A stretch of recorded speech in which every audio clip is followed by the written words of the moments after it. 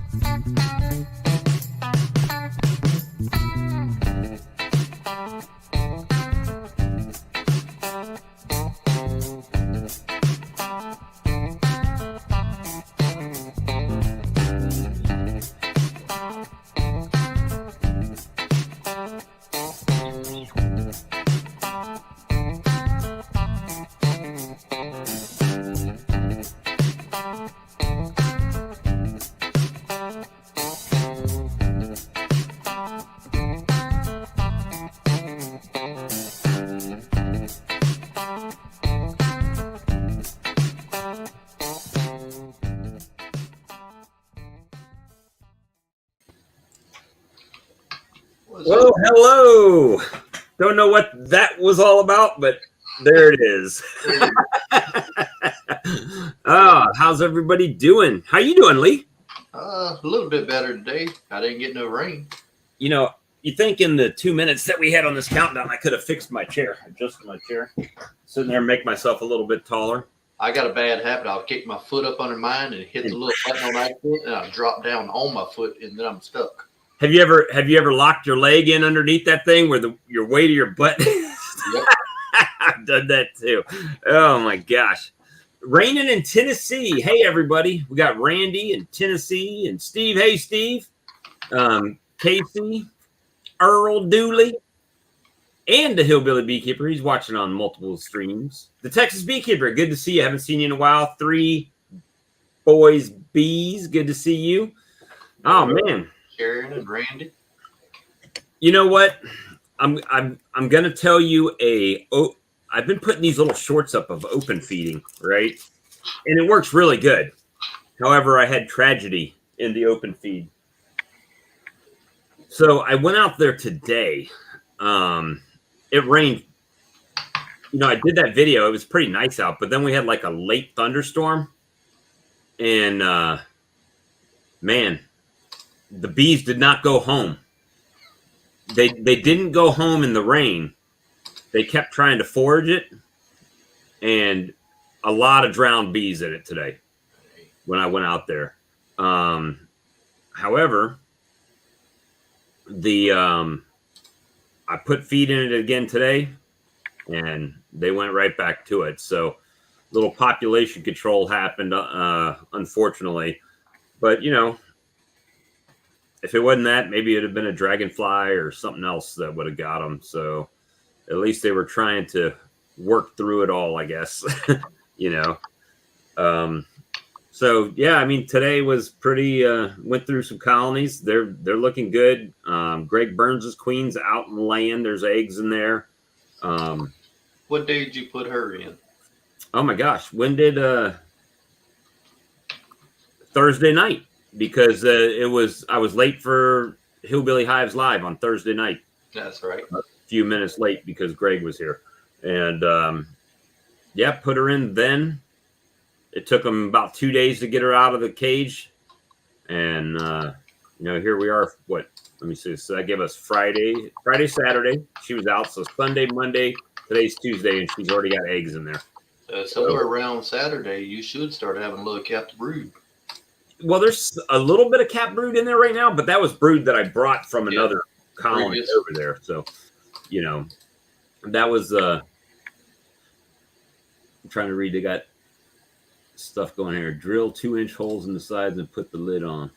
Yeah, I think so, Randy. I've seen that before, where people put holes in it on the side. That might be the best way to go. Yeah, I think I've seen some of Bruce's like that. Plus, it's just sitting out in the yard anyway. But yeah, so I mean, today I went and worked somebody's colonies for him. He only had 4. Worked them. They look good. One of them was the nuke that I put in last week, beginning of last week. All right, Randy, did that sound a little bit better for you? A little. Yeah, I forgot and left it on the other mic again. A little Freddie White. This is the way. The Mandalorian. Got the Mandalorian. So that's what we're drinking out of tonight. But yeah, man, it's just been a crazy. I'm pretty happy. I really, after all that rain and all the headache that I thought I was going to have in my colonies when I went through them, was pretty much unfounded. I mean, they were in good shape. I mean, I put out all those Apivar strips the other day, and the bees look good. They're actually, the open feeding is starting to show. Like even the small colonies I have in the queen yard, they've got some liquid in there now. So I'm on a little weight. Yeah, they're starting to put on a little bit of weight. Hey, it's only copyright infringement if I sell it. True. So only if you get caught. Yeah, only if the Disney copyright police come to my house, or if somebody that buys one narcs me out, then that'd be the other thing. Now I'm hoping for a little bit of cool weather this weekend, or cooler than what we've been having, and no rain. And hopefully I get out there, finish pulling the last of my honey, and doing some more OA treatments. Yeah, and I asked that question the other night if when Cayman was on, if he thought, and he didn't answer it. So, and I understand, because there's just so many comments that are rolling through his chats that I understand they can't find them all or see them all. Or, you know what? You can be selective. I mean, when you got as many viewers as he does, when you see something and you don't want to answer, you just skip and go to something else. I get it. But I was wondering, if you've got Apivar on, is it too much to OA treat as well? Is that overdoing it? I've heard of people doing it. I mean, I guess as long as you're not putting 4 grams at one time plus the Apivar. Yeah, I don't know. I don't ever measure it. I just fill the cap and let it go. Blast it. So what I figured I would do is I would put the Apivar on and let it be in there for a little while, like a few weeks, and then hit them. You know what I mean? Because then the Apivar will have started hopefully losing a little bit of it. Well, not hopefully. I mean, my thought is that it would lose a little bit of strength, and then, it'd make it a little bit better. And I've got, let me see. You know what? I think I'm going to do a giveaway tonight at some point. I don't know. Maybe a custom bottle opener or something. Something easily to put into a envelope or something and send out. Hey Mike, I'm doing the legal. I'm doing 1 gram per box. 1 gram per box. 1 gram per box. Well, what does the directions say? Yeah, that's what I'm doing. Wink, wink, nod, nod. Bees and stuff to sell. Generally, the little blue cap that comes with the vaporizer, I'm filling it up. I actually did do something with bees on it the other day, just playing around. It's a sign. Little be kind sign. So I thought about putting that on the Etsy store, but I don't know. Mine's got a like a leopard skin hat on. That's cool. Or something. I don't know. You know, That was it was just one my mom had bought me. oh, my daughter, I've got one over here. My daughter bought me somewhere in this mess. I showed it last week, though, I think, the little picture. But I actually did some, hold on, let me see if I can drag this over here. I'm going to try to find it. I did some hive tools for somebody. Let me see if I can find it. There it is. Eugene saying the only thing, if you do the Apivar and OA, you're not going to be knowing really which one actually killed the mites. But do I really care? I would say as long as they're dead, but I mean, it would, I guess it would be nice to know which one's doing better job. Right. But at the same time, you're not really going to want to use the same thing year after year because they say they will build up a tolerance to it. You want to kind of rotate.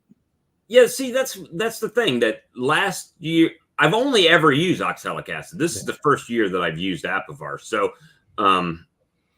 we'll see how it does. I mean, I haven't had any problems. I haven't found any deformed wing virus or anything like that. So we'll see. And this is an answer to Earl's question, something I did for Bebum. If I can add it, hold on. Little hive tool action for them. So yeah, so I figured I would give them a little bit of a break from oxalic acid. I have hit them, once already this year with oxalic acid, but the Apivar strips, I figured I would try to just knock them down to get them to the fall. If I can get them, by the time the Apivar runs out, it should be like 6 weeks, right? So that's the middle of September.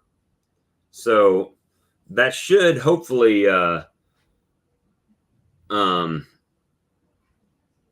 I don't have unlimited funds. Yeah, I sure hear that would be nice. If I had unlimited funds, I wouldn't be worried about just the mite treatments. Yeah, right. Be getting a few other toys to go with them. And so that's been a just kind of a wonder, do we really know, guys? I don't think we really know, honestly. Well, I know all the YouTubers seem to have switched over to the Dawn Ultra, right? Is it Dawn Ultra? Dawn Ultra. To be real honest with you, Sharon, I don't do a shake. So I know people will chastise me. Well, how do you know if it's working? Well, my bees are alive. My bees are alive. So, I assume it's working. Now it's always like you guys just made a perfect point that it is always nice to know if something's actually effective or not, right? So that's the benefit of doing a shake and see how bad your colony is, or it's just always been my contention that I could do a shake, but I'm going to treat them anyway, right? I am personally, I know me. I'm going to treat them regardless of what that shake tells me. If there's one, or if there's three, or if there's five, I'm going to treat them. So, to me, it just didn't seem like much of a, and now keep in mind, I understand some states require you to know, you get inspected and you have to have everything all documented. My state is not like that. Mm-hmm. My state doesn't require that. I don't have an inspector come in, so, that's one of those things that I understand why people say shake it and do it. As far as being a hobbyist in Louisiana, I mean, we don't require an inspection. We can request one and get one, but I don't know how exactly they do it on commercial scale. If it's any requirements, I hadn't looked into that yet. Right. I mean, but it just is one of those things to where if you guys know how close my colonies are to each other, I have to assume with my open feeding the way it is and the things that I'm doing, if one colony has mites, they're all going to have mites because they're all close together. Now, some may have it worse than others. I get that, so we're just going to treat them often. Often. Last year, I treated them every single month with OA and then 3 times in the winter.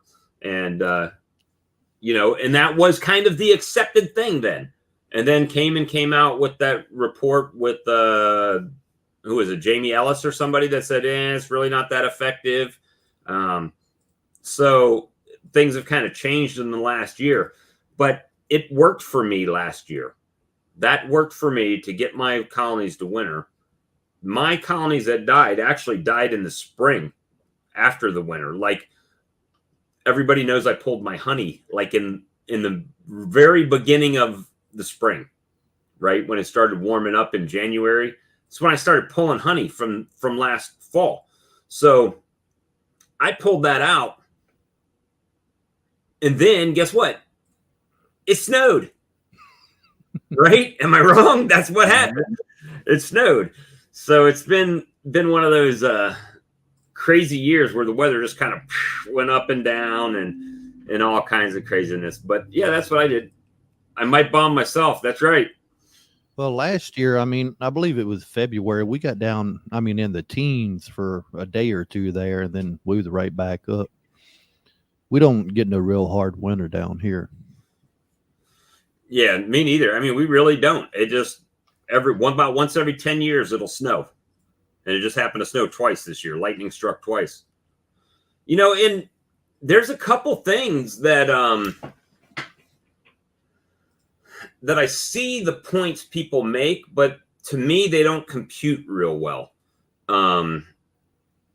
So we have to assume our bees are not the only bees in the area, right? They might be the most concentrated pack of bees that we've got, but you cannot tell me that. All right, so the point was made the other night on Hillbilly Hives Live when Gus was on, and I asked him about open feeding. So if you haven't seen Hillbilly Hives Live, the last episode, go watch it, because at one point I asked Gus about open feeding. He said he hated it, basically because other bees can intermingle viruses and stuff with your bees at the feeding trough. I understand that point, okay? It's bringing bees to a location. Understand that. But so is goldenrod, so is clover, so is, crepe myrtles, everything. Not all those bees are going to be your bees at that location. So to make the point that, you shouldn't open feed because your bees are going to intermingle with other bees that aren't treated, well, they do that in nature already. Yeah. All we are is a home. We're like an apartment complex for bees. And they still go out to their jobs every day, right? They're still going out to, hypothetical, let's say, car shops and Walmart and wherever they're working in the environment, right? And they're bringing whatever viruses that they picked up at the Walmart or the auto shop or the car dealership or wherever, and they're bringing them back to their house and apartment complex just like we would, right? So, I mean, I understand the principle, but it doesn't make good sense. To me, it doesn't make that good a sense, because your bees are going to be intermingling with nature and other bees out there. Whether you're feeding them or not feeding them, they're going to intermingle with them. That's just my opinion. I'm not like throwing shade on anybody else's opinion. That's just the way I look at it. And welcome, B-Man. I'm glad you found the stream. We do this every Tuesday night at 8 p.m., 7 Central. And, we usually go for about, 25, 30 minutes, just talking our own situations. And then we open it up and invite people in to chat with us. So please come and join us if you feel so inclined tonight. But yeah, that's kind of my thought on it.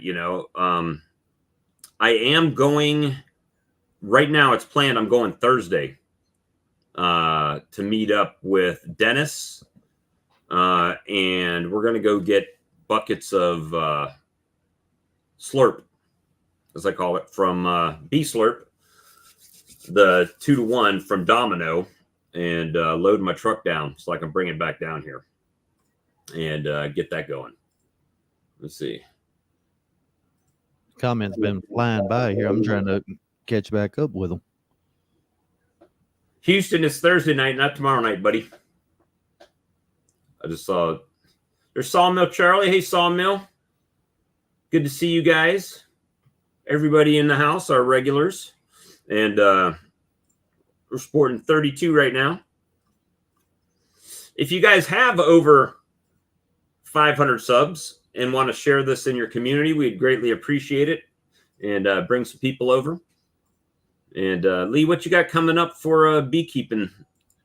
Yeah, as long as the weather holds out this weekend, I'm trying to get the rest of my honey off finally and finish some OA vapes on the other ones that I've already pulled honey off of. Just leave it out there. The bees will get it for you. Yeah.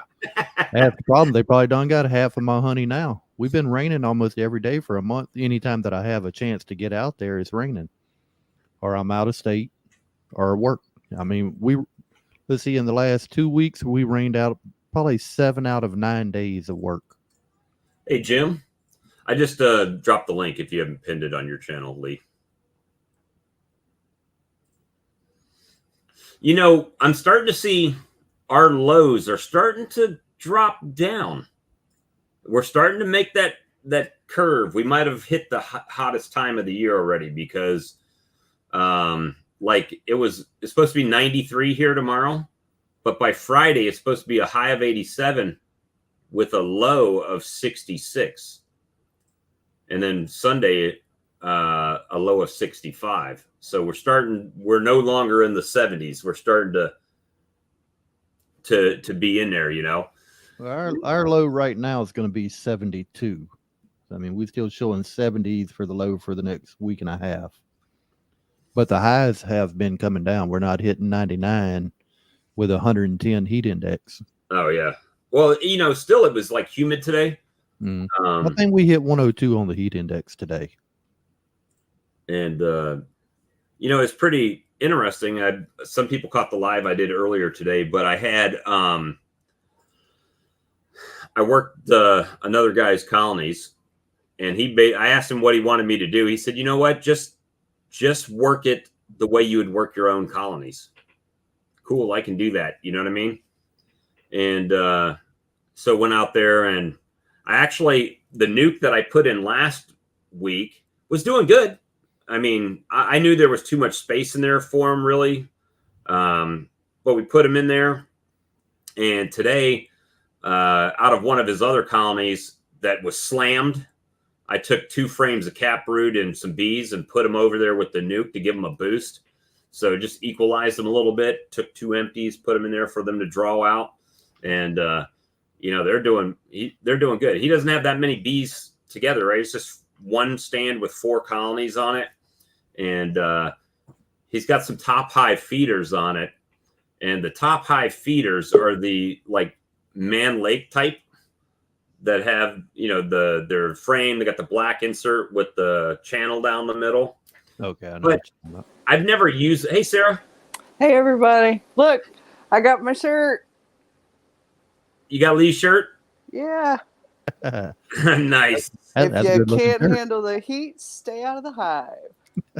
Thank you there. It sounds like my bees. Sometimes they just get some kind of way. Specifically, one colony just doesn't like me anymore. I filled up a whole 5-gallon bucket with honey. Yes. 50 pounds. Next year, awesome. I'm doing 5. I saw Bruce's Bees posted a thing on Facebook. He said 8 years ago, he had like, I think it was 5 or 6 5-gallon buckets. And you look at him this year and he's got like 95 buckets. I'm like, what in the world is going on? So who we got? We got Rick. Rick. We got a frozen Rick. Hey, Rick. How you doing there, Rick? All right. How you guys doing? Doing good, man. You doing all right? Yeah, I'm still kicking it. Hey, I wanted to make a comment about Bob's analogy about going, these bees going to work and stuff. Well, do you want your bees going to work? Slap. I'm not gonna get slapped around. Yeah. Okay. Do you want your okay? Now, if you have a choice, and you have a choice to send all your children to work, do you want them to go work in a hospital where they can pick up all these different diseases, or do you want them to work out in the field?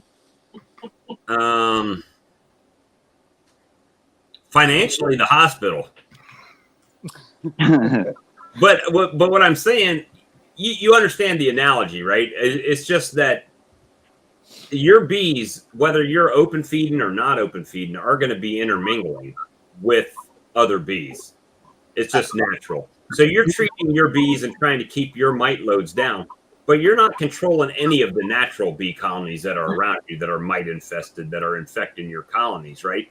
So you can only control what's in your yard.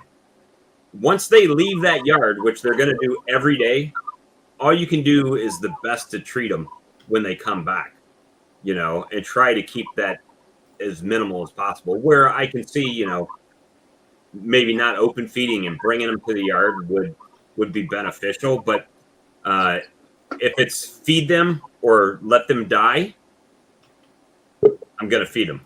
Look at here, man. We're getting the Brady Bunch going tonight. Hold on. Oh no, Charlie. Hey, Charlie. Hey, Charlie. I'm all about feeding them, but I do it with the Ceracell top hive or top feeder. Right. And I've got some Ceracell feeders, but and maybe it's just me. Some of you like Charlie and Mike that have a few more colonies may be able to chime in on this, because I think who was it? I saw a video. Oh, you know who it was? It was Peaceful Mind, of all people. But it was about having all of his weak hives in one yard and one of his strong hives in another. Well, I don't have that kind of yards, first of all. But my colonies are different strengths. So I can't put a feeder on my nuke without putting a ton of feeder on my monster colonies. Because when the monster colony runs out, they're not going to stop looking for food. They're just going to go take it from the nuke. Yeah. That's been my experience, especially this time of year. Well, I'm trying to getting a frame feeder in a nuke, you're taking out 2 frames. Yeah, I can squish them in. I got the single frame feeders. I can squish them in, but I've had it happen, right? In Boardman feeders, Charlie said throw them out. And the only Boardman feeders I used this year, they either got robbed out in my yard early, right? Or they were in the out yard where they all had Boardman feeders. And I still lost all of them except for one over there. So, I never used the front Boardman. You must have too many strong hives around. Well, yeah, in my own yard. That's the problem. Yeah. I'm in limited space. And things may change. I've got some guys that want me to put colonies on their land, so that will diversify how I have them set up. But my option this year was I couldn't not feed. I can't not feed them because with the way our weather went, it was 111 Lee one day with the heat index, 111. So get 111, 112. I don't know if it does it where you're at, Lee. Does it burn your grass and everything out? Just turns brown. Everything just turns brown. Dies. Well, I finally got to cut a little of my grass Sunday, but it had been growing so long now with all the rain it done started kind of folding over, and it was making it brown under. That right. But before it rained, was it everything browned out here? I started getting a little dark. Rain right after that, so the bees couldn't get out and forage anything. They were all light. Steve was here the other day and he lifted up. Yeah, that colony's light. There's some feedback, Bob. Somebody didn't shut their volume off? That's I'm trying Rick. to go through each one to figure out which one it is. That's Rick. I hear it almost every time Rick's on. We appreciate him coming on, but he gets a little bit of background noise. But what's you guys' opinions on that? I've open fed. I don't see what the problem is. I mean, you're going to feed some wild bees. You're going to feed some hornets. Oh, Baltic ones. Yeah. Well, yeah, I've had a few of them. Yellow jackets. and a little bit of yellow jackets. But now, when the honeybees are on there, they are, what would you call it? Dominant. Dominant. Yeah, they will pretty much shove the yellow jackets out of there. The hornets will kind of back off and all, but you got to do what you got to do. I mean, like your situation there, you got the same thing I got. I got that row behind me there.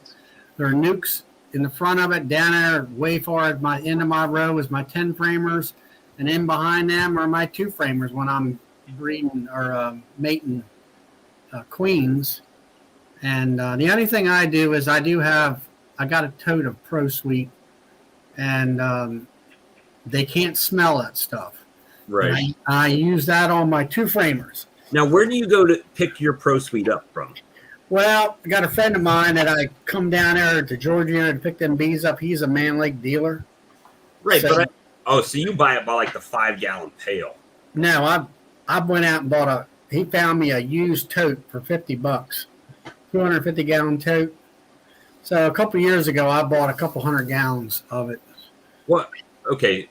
So I thought I was calculating the price of buying it bulk versus me making sugar water, 2-to-1 sugar water. Now I've got a unit that I can make 40-gallon batches, and I have a 40-gallon tank, and I can pump it off with electric pump and all that stuff.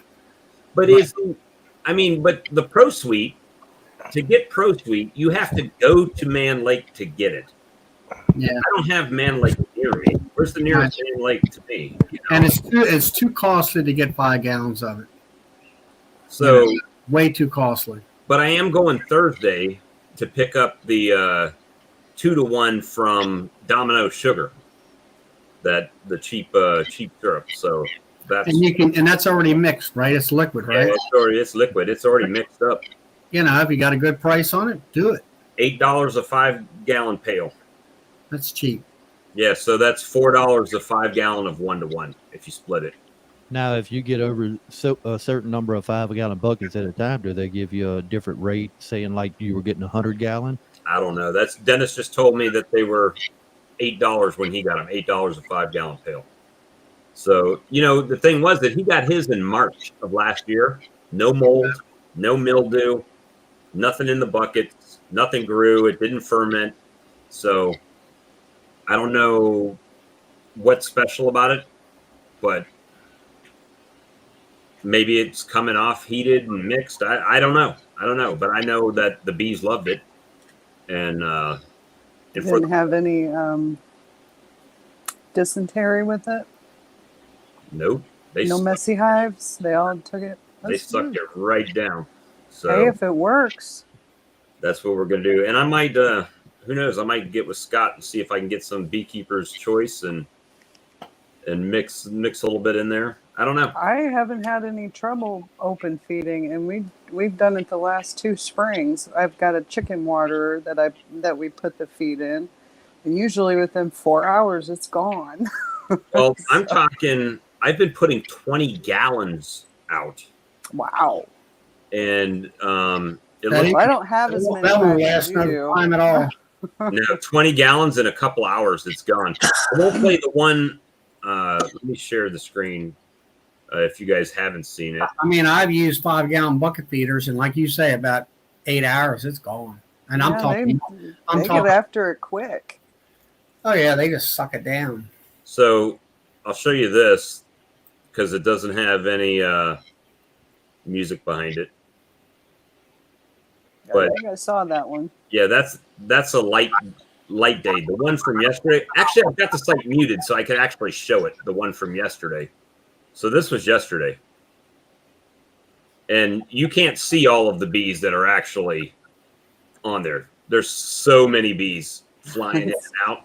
And the biggest problem with that I found, I tried that sort of same situation, and actually I was looking for little bits of honey, the Skinny Bee Man, and he had that, what was it, some kind of a bath mat, and the problem I had with that is it's drowned the bees. Too many bees got drowned, or they got wet and they couldn't fly. See, that didn't work. I don't usually have that problem, but like today when I went out, because we had a late afternoon thunderstorm, the bees didn't say, okay, we got enough, let's go home. It's raining. They stayed there and drowned it in the rain. They'll do that. Hey, we got Houston. Damn, look at that. We almost got a full show. Hey, Houston. How you doing? Hey, Your mic's a little quiet tonight, bud. Oh, sorry. there you go. I was muffling it out. I don't know. I tried the tote, but I like the bucket feeders where you drill the little holes around it. I did that, but it still seemed like it leaked around where the snap-on lid underneath it. It still seemed like it leaked around that edge. Now, did you make sure that it was perfectly level? Because it'll leak. You know, the vacuum thing, if it's you're asking a lot. Now you're asking a lot. That's the kind of Lee stuff that he'd go out there with the level and I thought you got to bring a 2-foot level with you. a few brick masons to make him a damn. I'm just letting you know. I mean, when you drill them holes, and that's another thing. I listened to one guy on a YouTube channel, and this is years ago, and he said drill the hole in the bottom. Move it over to the little cup is around the outer edge. And that's not the place you drill it. You actually drill it just below the top of the cup. And but the main thing of it is it fills those cups up and shuts the vacuum off. Right. But you got to have, if one side is a little higher than the other, the vacuum won't get shut off and it'll leak out like crazy. But it would leak down only when it got down low, right? No, It was even when it's like full. Yeah, it was fine. The I don't know. You know, just fill that little trough up, right? And once it fills the little trough up, they just kind of land on the edge and on the bucket. Yeah, they're all over it. But, yeah, I didn't take the laser out and level it up. As far as like the open feeding, I don't really do the open feeding sugar water or anything. Now I'll do the pollen feeders.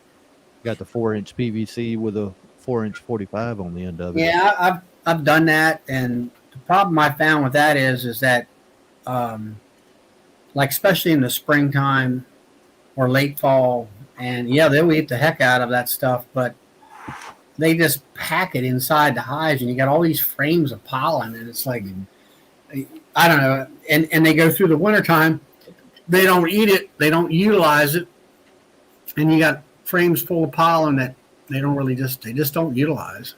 Right. Well, I use a small amount, Charlie. I just take those coffee cans, regular coffee cans with the snap lid. Just give them small amounts at a time. And well, I quit all that, and I was giving them some patties in the springtime, and a lot of times they weren't really eating that much, and I'm kind of leaning towards not doing any of that stuff. Of course, I mean, it depends on where you live at, depending on, like Cayman talks about, feeding pollen because he doesn't have any pollen. Well, here in Maryland, we seem to have a lot of, hey, Phil. Hey, Phil. Oh, man. Hey, guys.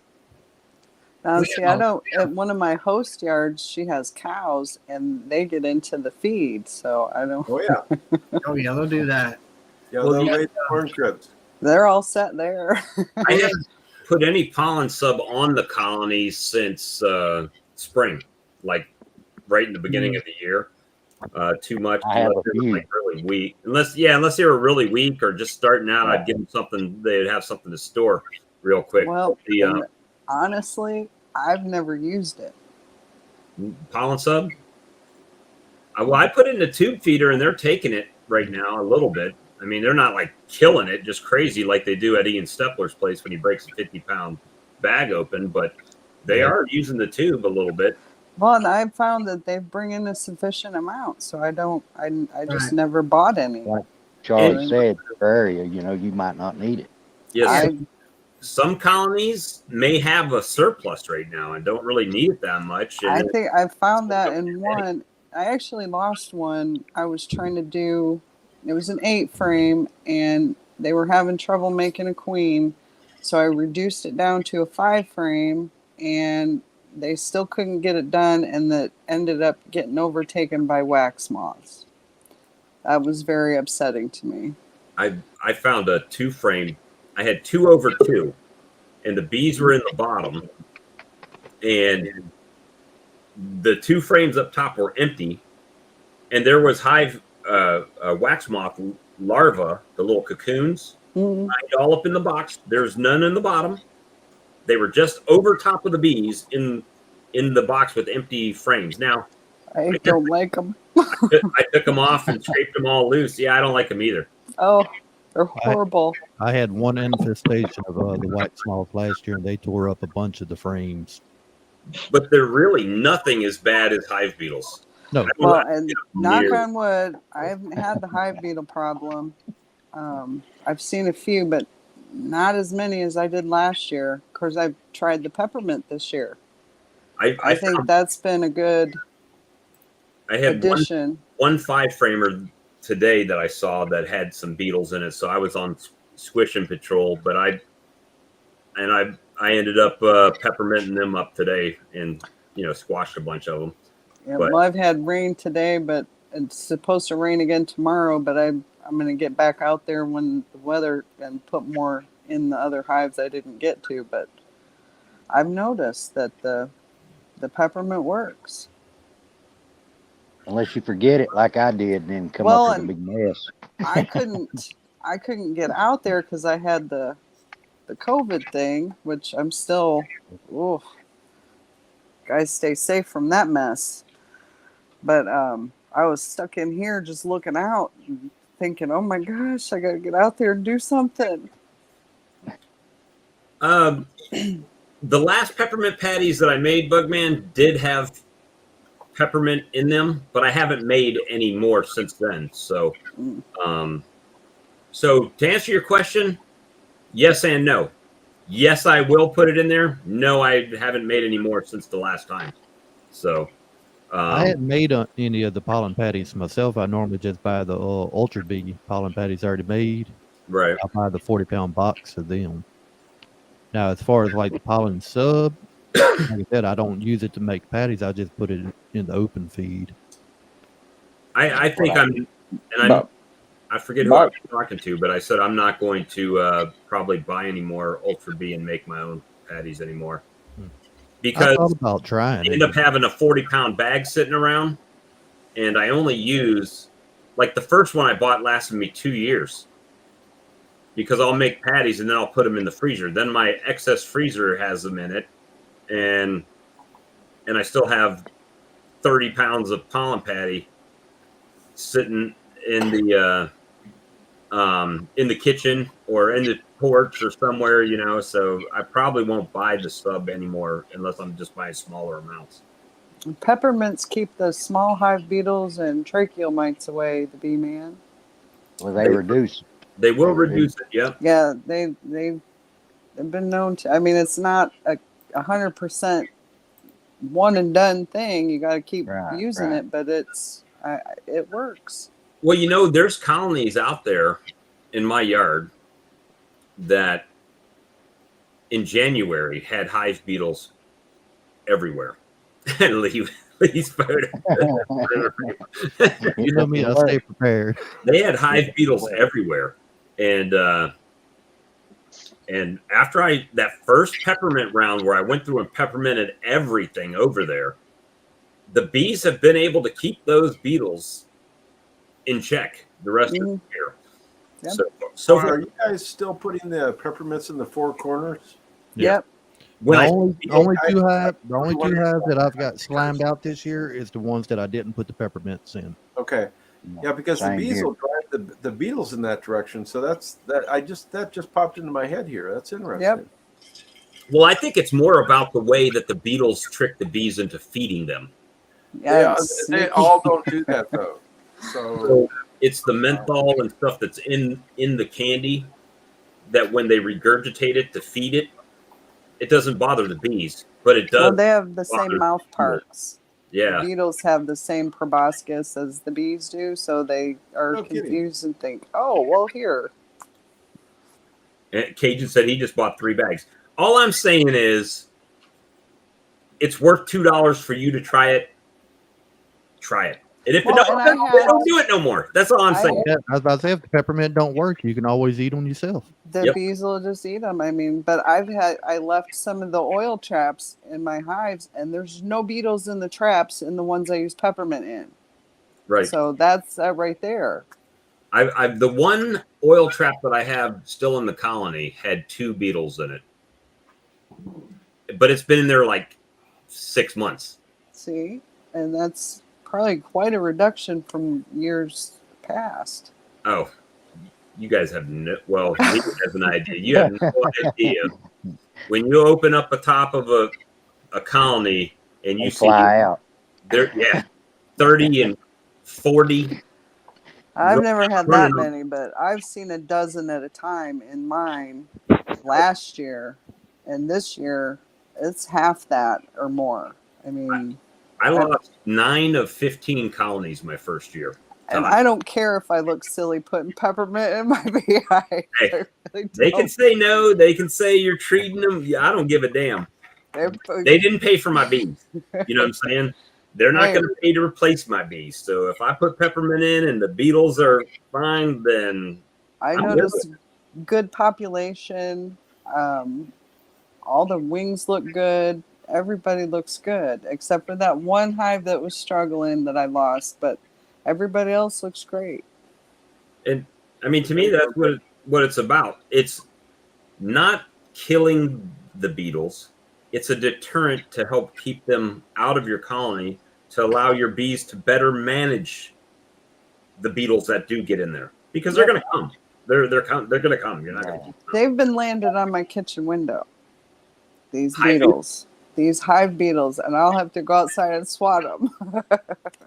I need to train my dragonflies to eat hive beetles that are flying. It would be nice, wouldn't it? You know, or the chickens to pick them off of the ground or something. I don't know. Something. Charlie, wake up. What? Bob, I wanted to ask you a question. Did you notice any, because I know that you do a light feeding.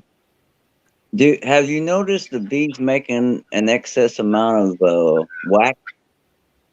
You know, that's hard for me to really say, because as I was losing some colonies, you know, I was reallocating already drawn comb to those colonies. So they really haven't had to draw that much wax out.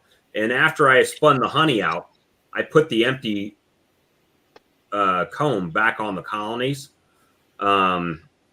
So I really haven't noticed them drawing like extra comb. What I have noticed today is some of the weaker ones do have liquid now in their frames, right? Where they didn't. They were just kind of dry and like, what the heck's going on?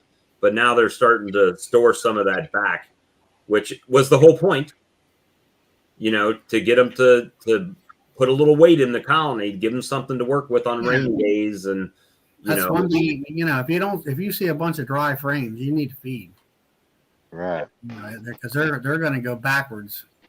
And then another thing is I mean, how much rule jelly's in the cells with those larvae and stuff? Are they dry, or, you know, that's another thing you kind of look at too. How wet are they? And then as far as the wax, I mean, if you don't have young bees coming out, you know, emerging, you're not going to have any wax bees, because they're the ones that draw the wax out. Right. You know, the older bees don't.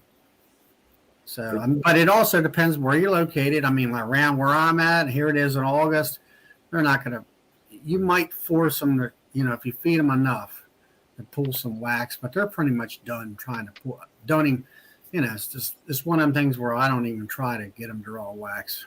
Well, that's kind of where I'm at. I'm just trying to get them to strengthen up right now, put on enough weight going into the fall, right, to make it a little bit easy for them. You know, a little bit. Usually, like July and August for me is a dearth, and I went in.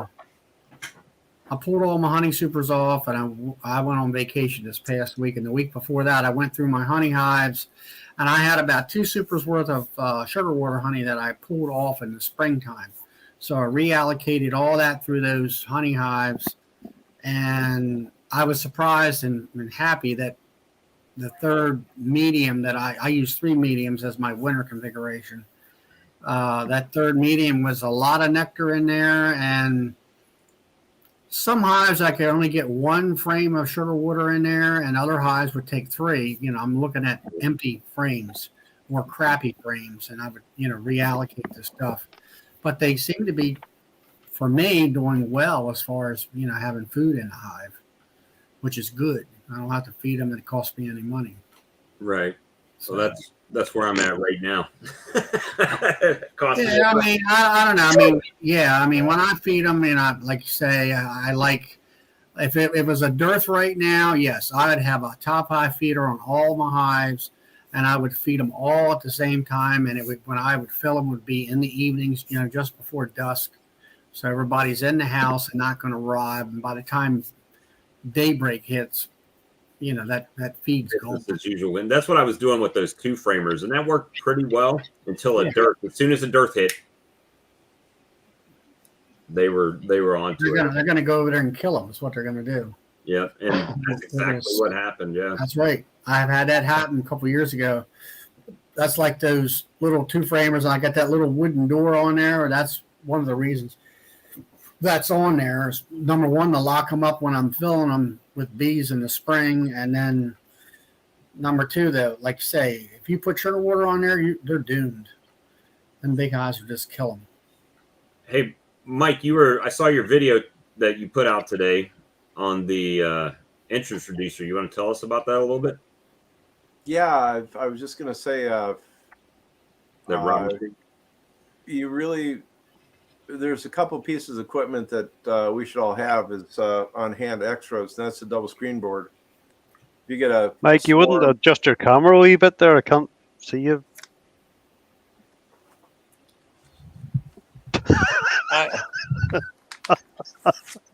Phil, you bastard.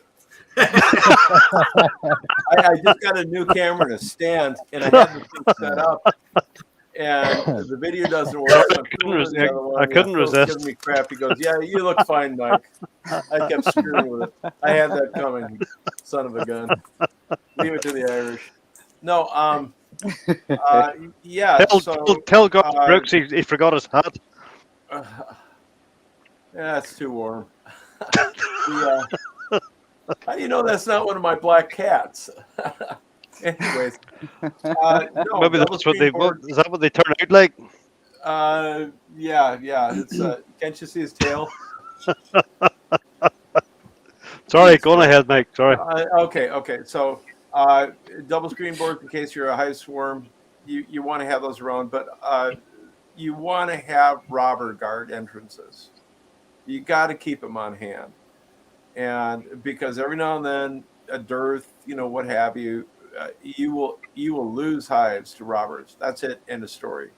Say you have a queen that's shutting down temporarily for whatever reason, that hive is toast. And I'm using the Be Smart ones just because I want to try them out. They're expensive. They were $10 a piece, about 10 of them.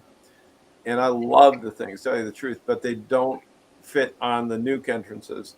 And, if anybody can look up and find basically a wood frame, I'm trying to remember if Houston did this, just a couple of square pegs with hardware cloth, right? The number 8 hardware cloth on it. Yeah. There's no reason that y'all shouldn't have that in hand. Well, that's what my mentor does is he just puts the hardware cloth down. And he cuts a couple strips in it so he can just bend up some openings. That's and exactly make it he needs to. Yeah, no, they work perfect.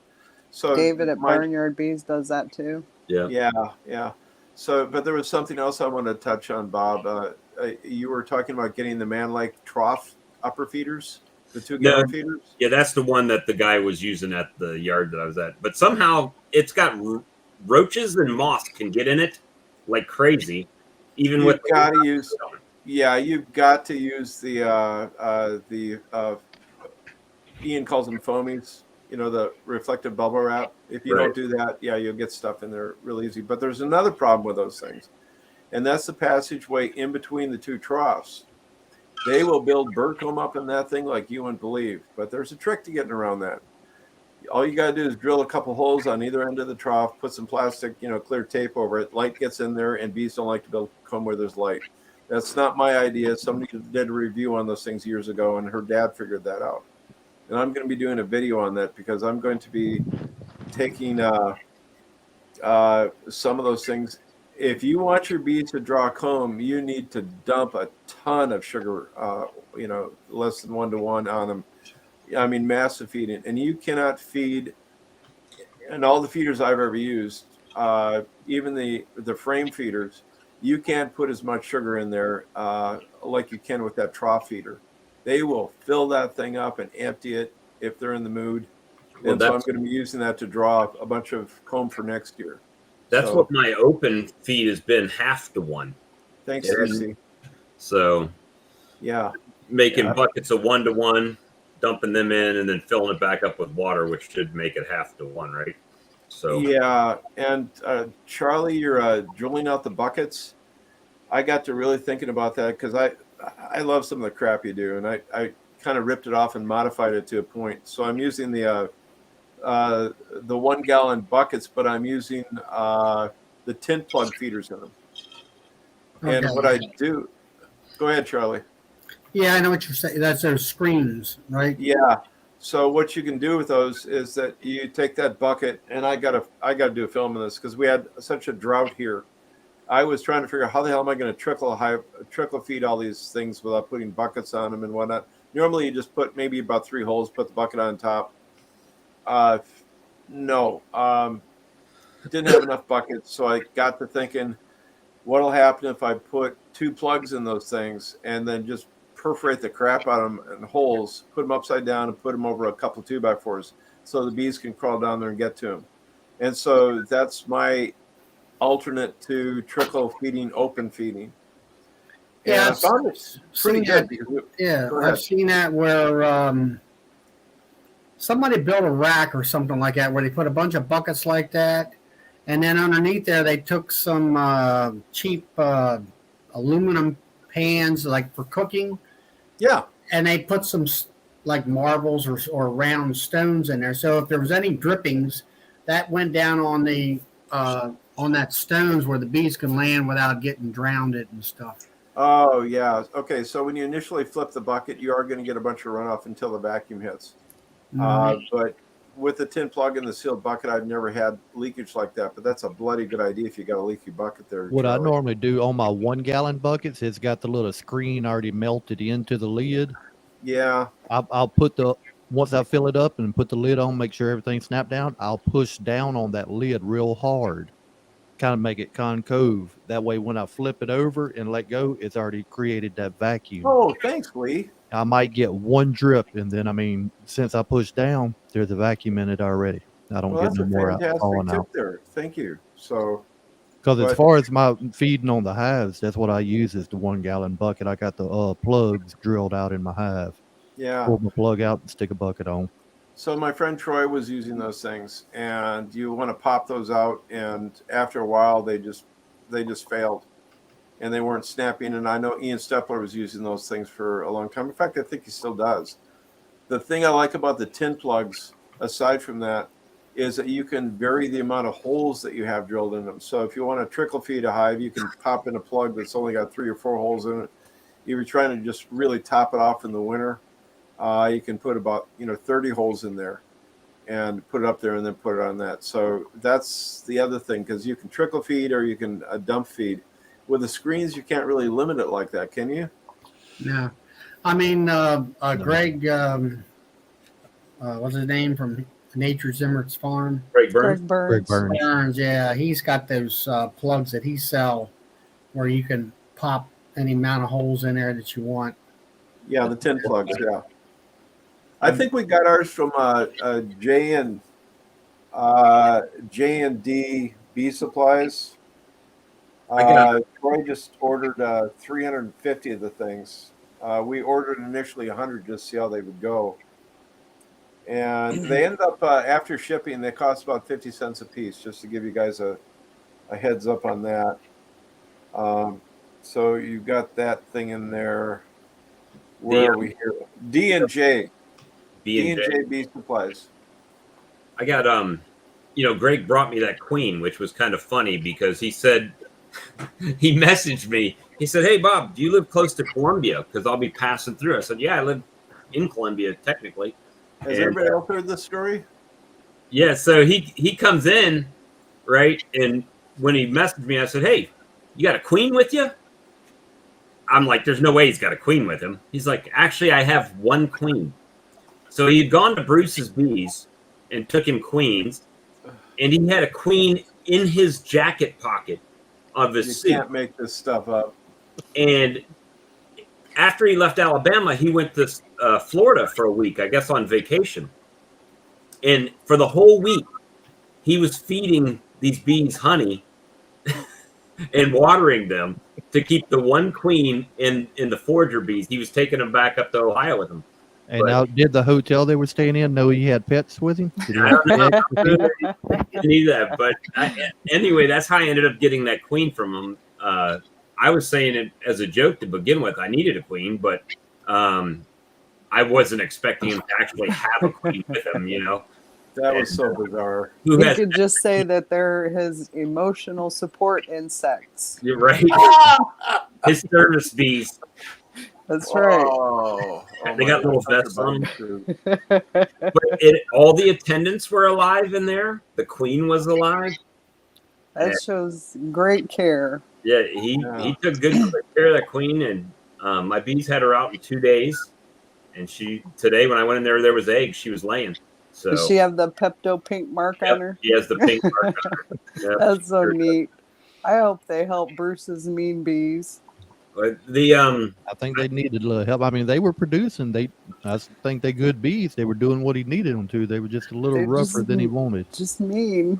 You think Bruce's bees are like got some Africanizing in them or something where he's living at?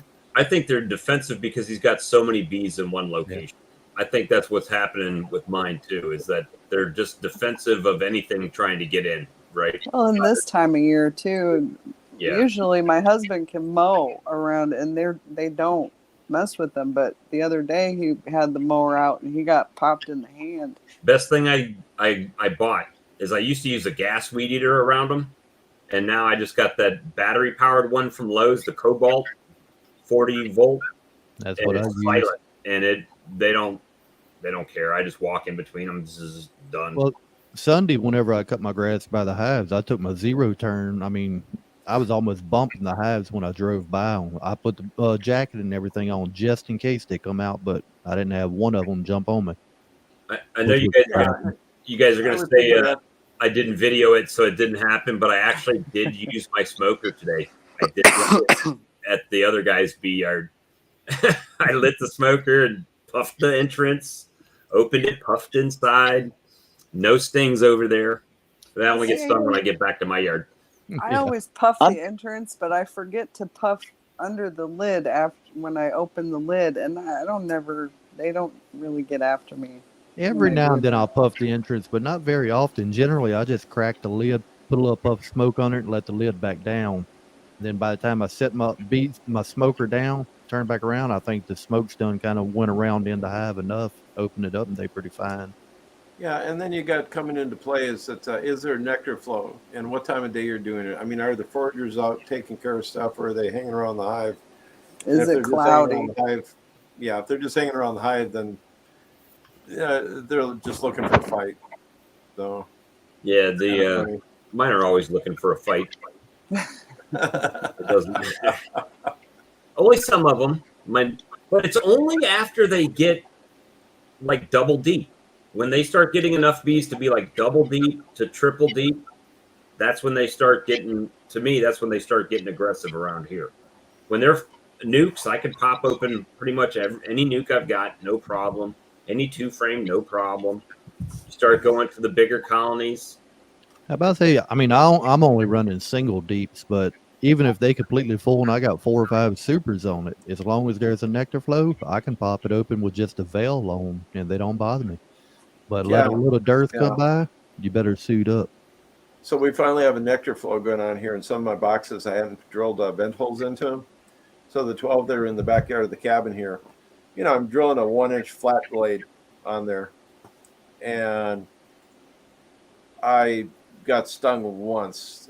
They just didn't care. There's nectar running out. I drill the hole in and all the bees come pouring out, but actually, I want to see what you I guys think agree, of this. Dennis. This is really weird.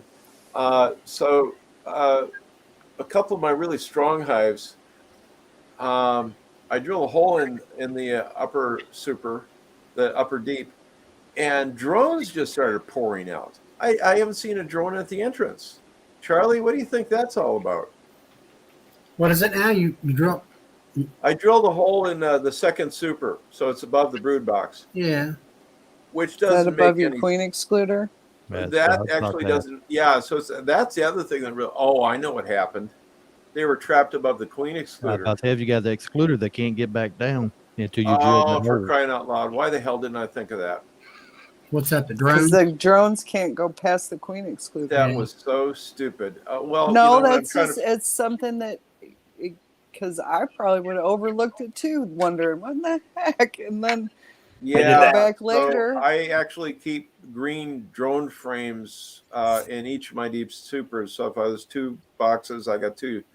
So they were born up there, and I shook those boxes down months ago, and those drones have been trapped up there ever since. Uh-oh. Mm. Wow! And all your honey. You thought there was no nectar flow, just the fat ass bees. It's just been the drones eating the honey. Okay. So I got to go out tonight and open all those up. I can't believe that. Okay, but oh, never mind. It's okay. Answer that question. Thanks, folks. You're Charlie's good, just sitting there looking, because well, what the hell do you think happened, you idiot? if we can't learn from our mistakes, what in the heck? Yeah, B-Man, I have the Ryobi weed eater too. I'm just running the 18 volt though, and it does everything I need around the hives. Oh yeah, same here. And then Tex and I both have got the red cap lights, so we can do them at night too. And, I got a kick out of Rodney. I still gotta upload that one night bee video that I have. Oh, do it. I gotta get around to it. I'm still just tired from being sick. Yeah, I'm sorry you went through that. Oh. I'm a little surprised, though. You'd have to know Rodney a little bit, but I'm a little surprised he doesn't have a Detroit diesel attached to a weed whip. I mean, they really don't like that gas weed eater that much. It might be the smell. I was about to say, I think it's the smell of the exhaust, but it's that high pitched noise and the vibration that they're not too fond of. Well, because usually the push mower, my husband can mow around them with push mower, no problem. They won't even mess with them. But the other day he used the tractor, and that's a little bit more vibration on the ground. And he got stung in the hand. He grabbed something. I think Lee does this too, Sarah, but when I run my cub by my hives, I make one pass, and I go and mow something else, and I come back and make another pass. Yeah. So you're doing it incrementally, and by the way, I go fairly fast. Close your eyes and mouth, Mike, and just. Well, just be careful not to catch it, because one year my husband, he got a little too close and he caught the edge of the stand. Oh yeah, and all of them over. Oh no, really? Say what did you say, Phil? There, I try it in English. You just. I'll speak slowly for you, Mike. Try the one syllable words. You keep going. Just close your eyes and mouth when you go past. Just close your eyes and mouth. Oh, I'd be like Sarah's husband. I'd hit the damn things then. Boom. Kaboom. So Steve from Daisy's Honey came by last Saturday to my place, and look what he brought with him when he came. More mead. Oh wow. Blueberry mead. Ooh. Blueberry. So got a gallon. So next video you see me turning it up. Well, I don't have mead. Leaking all over myself like it is right now. Why is that so clear? But I made creamed honey. So everything's settling out finally. It has. Okay. Now I smell like wine because it dripped on me. Yeah. Wow. So, Phil, do your honeybees ever attack your koi? Only the Japanese. Different location. Like my Only the fish are Asian not in the ones. same location as my bees. If you guys haven't seen his his fish, check it out. They're beautiful and so well maintained. I got a question for Jim Hamby. He never comes on anymore, but Jim posted up a short video the other day. Now Jim's got what 100 and something subs. He might. I'm not sure yet. He had like 100.5 or more. views in the first hour on the short. And what was that one? It was a short video that he put up. It was just basically bees flying around the colony. I was wondering how he hoodooed YouTube. Those bee shorts, for some reason, the algorithm, it takes off because I did one of a bee emerging and it had over 1,000 in a couple days. Yeah. You don't even have to speak. Nope. Well, you don't speak at all on your videos. Yeah, your narration is killing me. I keep trying to hit the subtitles, Phil. I spoke today for the first time on one of my videos. No, you didn't. And you guys probably did. You didn't even see it. You're full of crap. I really? was busy See? today. See? Didn't get much You don't YouTube in, don't but even watch them. I'm gonna I look. watch all your. You're one of the few people I actually make it a point to watch them because they're always short, and there's no talking, so I don't have to get bored. You're already bored. No, that is pretty doggone funny though. I don't know, but I find the Irish just hilarious myself, anyways. It's gonna be the So that's what we're here accent. for. But by the way, I have told Jim this a couple of times. And so this is the first year he's had bees, and he is about the most organized first-year beekeeper I've ever seen. It is driving me nuts. Oh, there you are, Jim. Yeah. So. Yeah, Fred, I know all about it. 1,502 hours. Well, Phil, you're incredibly meticulous. God bless you, and I feel for you having those damn whatever that feeder assembly is there that doesn't produce honey. But Jim, I think actually even caught a swarm through like a shed window. What do you have, a swarm trap in the shed window, Jim? It was just ridiculous. And I'm looking at this crap, and I'm like, why are you doing this? And now I see him through his videos there, and he's like parsing frames, and I don't know. It's just really cool. Mike asked me what your recent videos were about, so he doesn't have to watch them. He forgets to ask week, and that. Oh.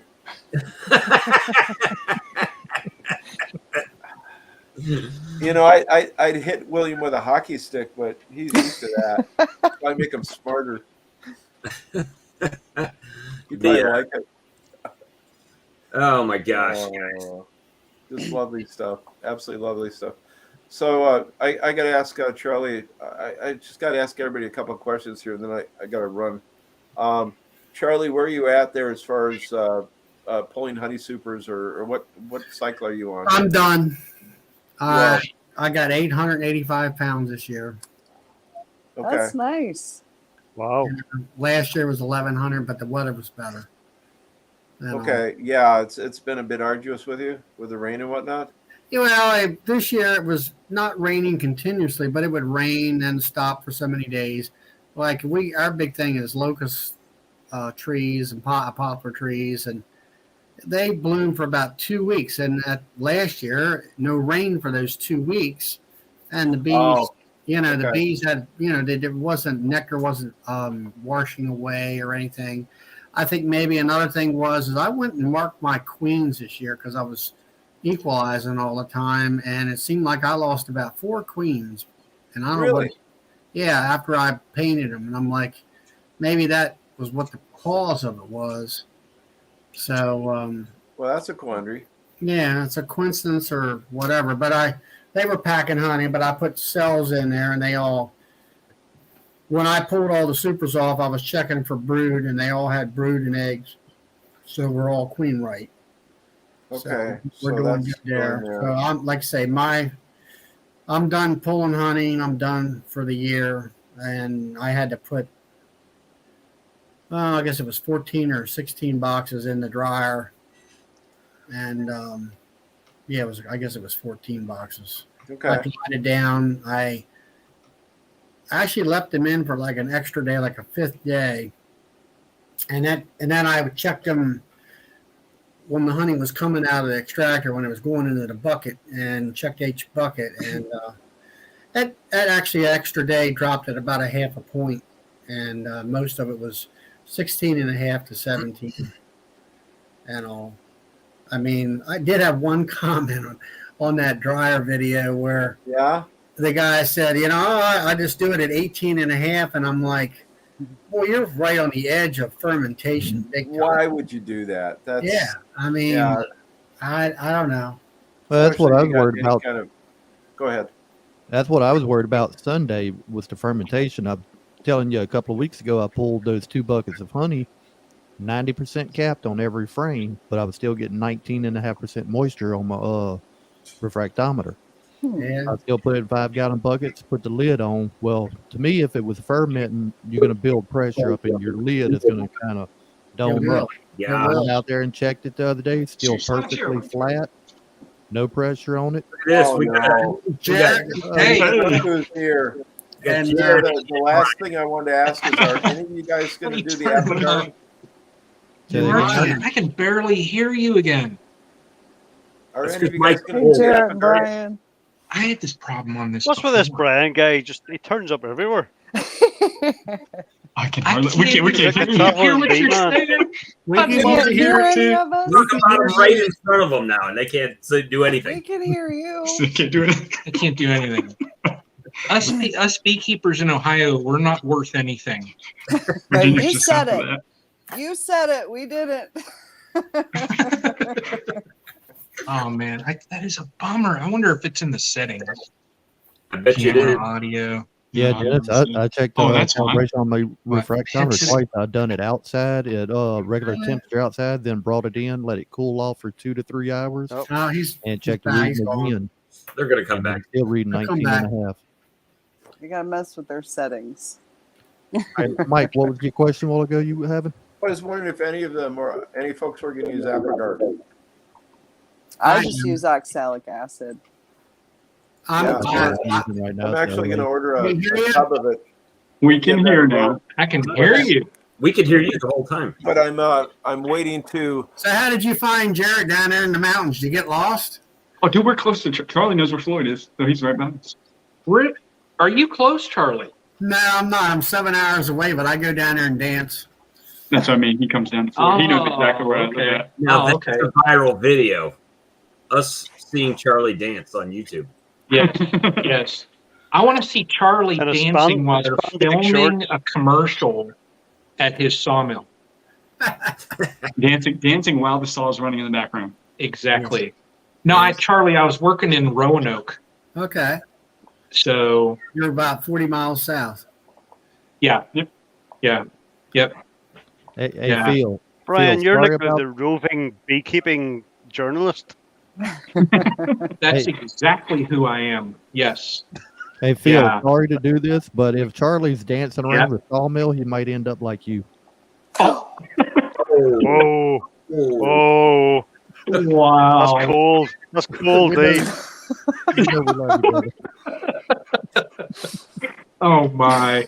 Oh man. I'll be Phil in, let me see, in 3 or 4 weeks. Northern I'm Ireland, going to be in Maryland at Bohemia Bees, and I think Rob from Laura Bees is going to be there.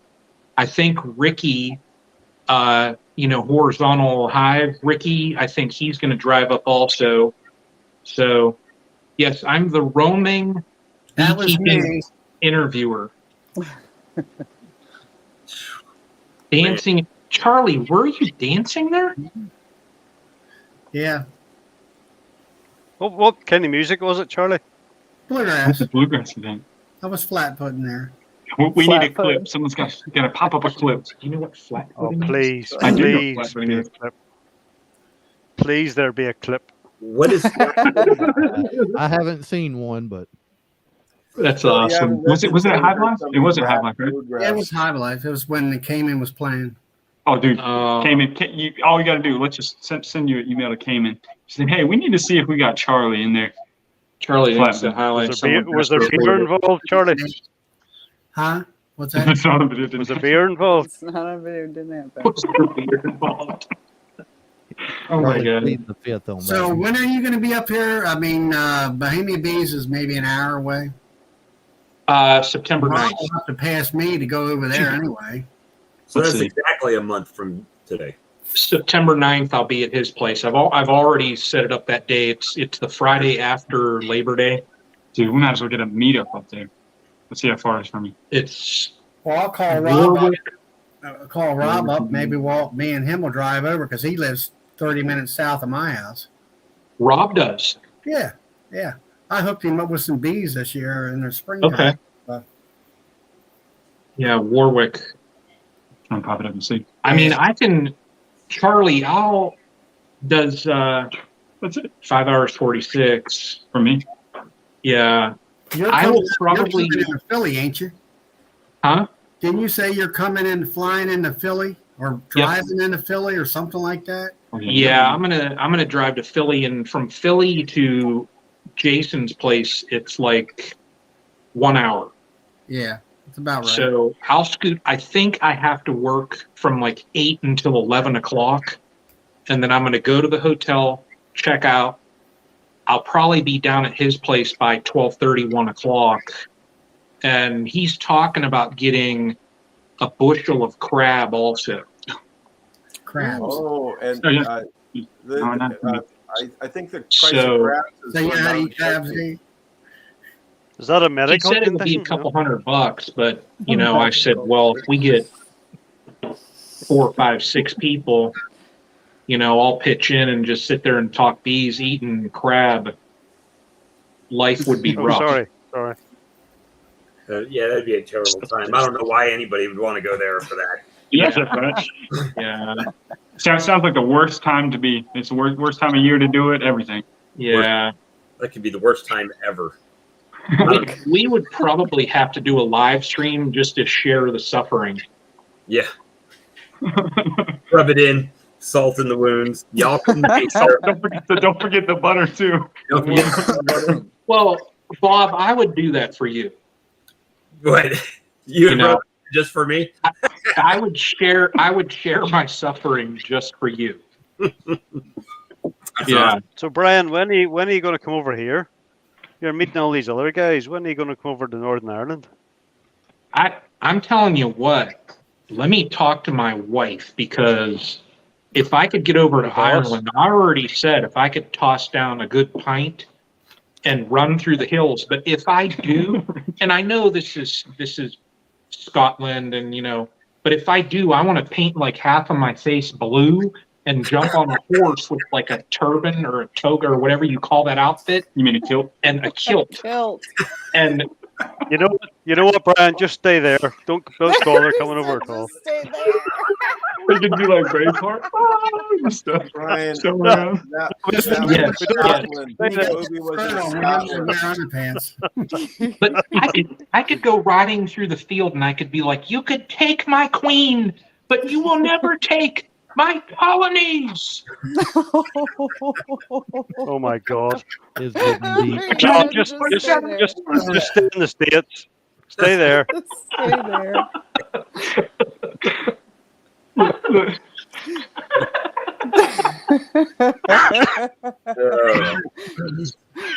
You guys are not right.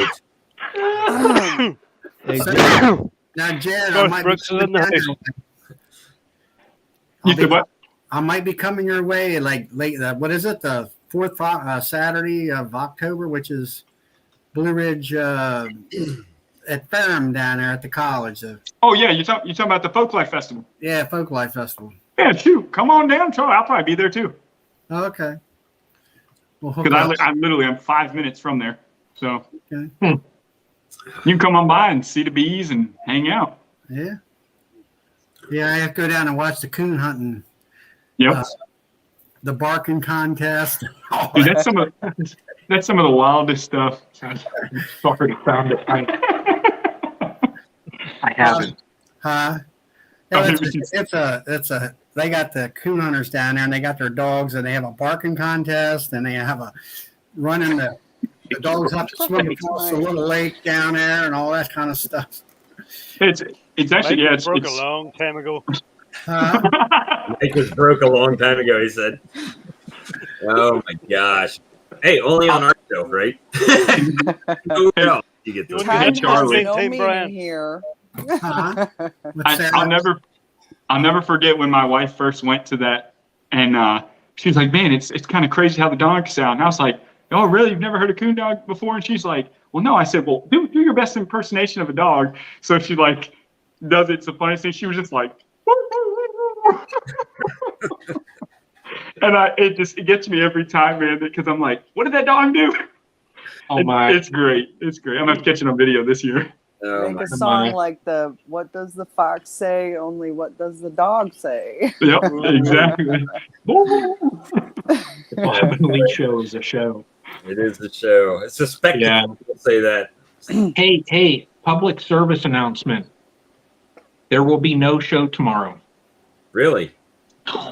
Yeah, Bruce is still in Utah.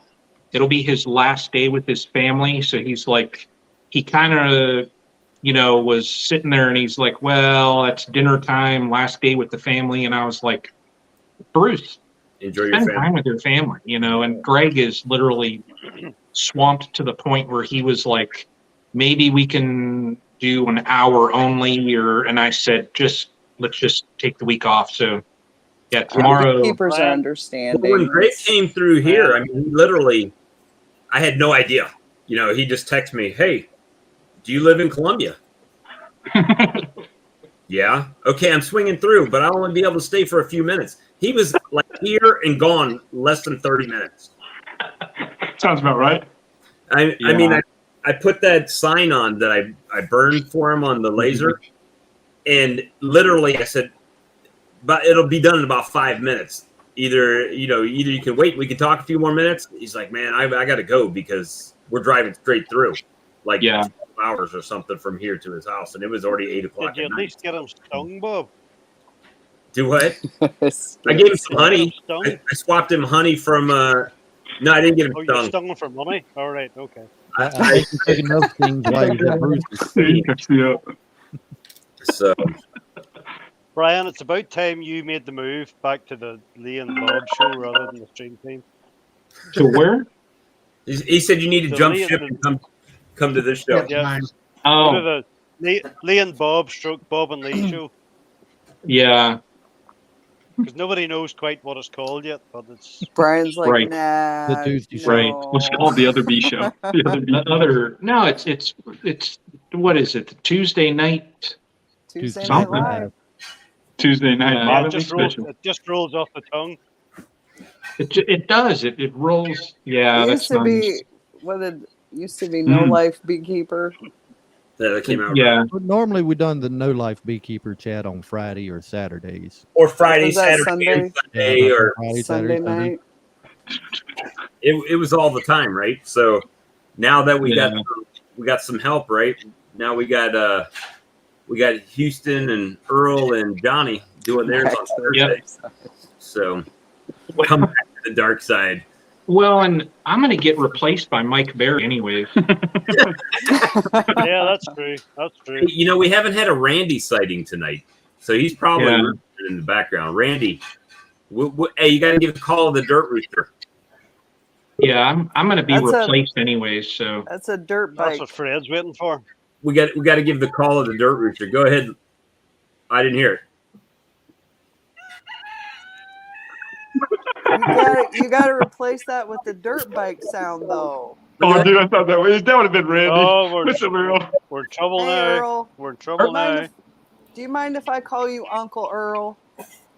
He's got his He didn't hear me. Bless you, Earl. I don't know. I don't know. I don't know nothing about none of that coon dog and hillbilly stuff.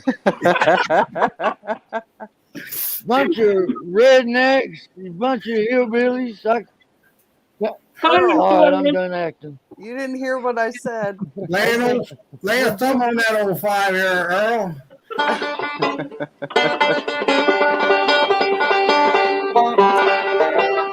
Let's see it, Charlie. Charlie got the stage. Just wait. Where Charlie go? Charlie going to get on stage. How about they want Charlie going to get play? Charlie went dancing. He couldn't help it. Oh, I'll be man. back. This cord got in my way. I couldn't pick. Oh my gosh. Hey, Jared, whenever you get a minute, check your email, Jared. I just sent you a tracking number. Oh, okay, perfect. But Bob's like, our show has just gone downhill. Been hijacked. It's been hijacked. Look, you gotta give me a minute. I ain't used to this technology stuff. They about only to say, just me and now Bob put about to get sunshine kicked off. back here where I live. Hey, you Earl, I hear? got hear your now? text. I thought he was going to play Van Halen Eruption or something on the banjo. I bet you can do it.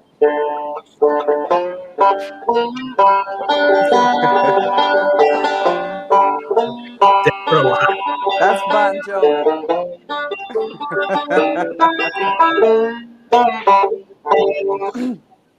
Little bluegrass Jovi. Hey, I got your email, Lee. Yours, I'll have your tracking number tomorrow. All right. Sounds good. That'll be like, I think that'll be like six or seven states so far. Oh, wow. Did I say I was jealous? I Because don't know. I'm jealous. I got 4 or 5 maybe. Nice. You're jealous. Hey, Lee. How much of your honey did you sell on Etsy? All of it? Who, me? Yeah. I sold one. I sold 3 to one guy. And then Yeah. I haven't sold that much honey on it. My mom and my wife, I got my ears on. they're like my dealers. meet me back here. I got the good stuff. I'm like, those that know Breaking Bad, I'm like Heisenberg. I just produce the All right, blues. let's go. Let's And go. then, oh my God, look, Breaking Bad. That's awesome. Yeah, that's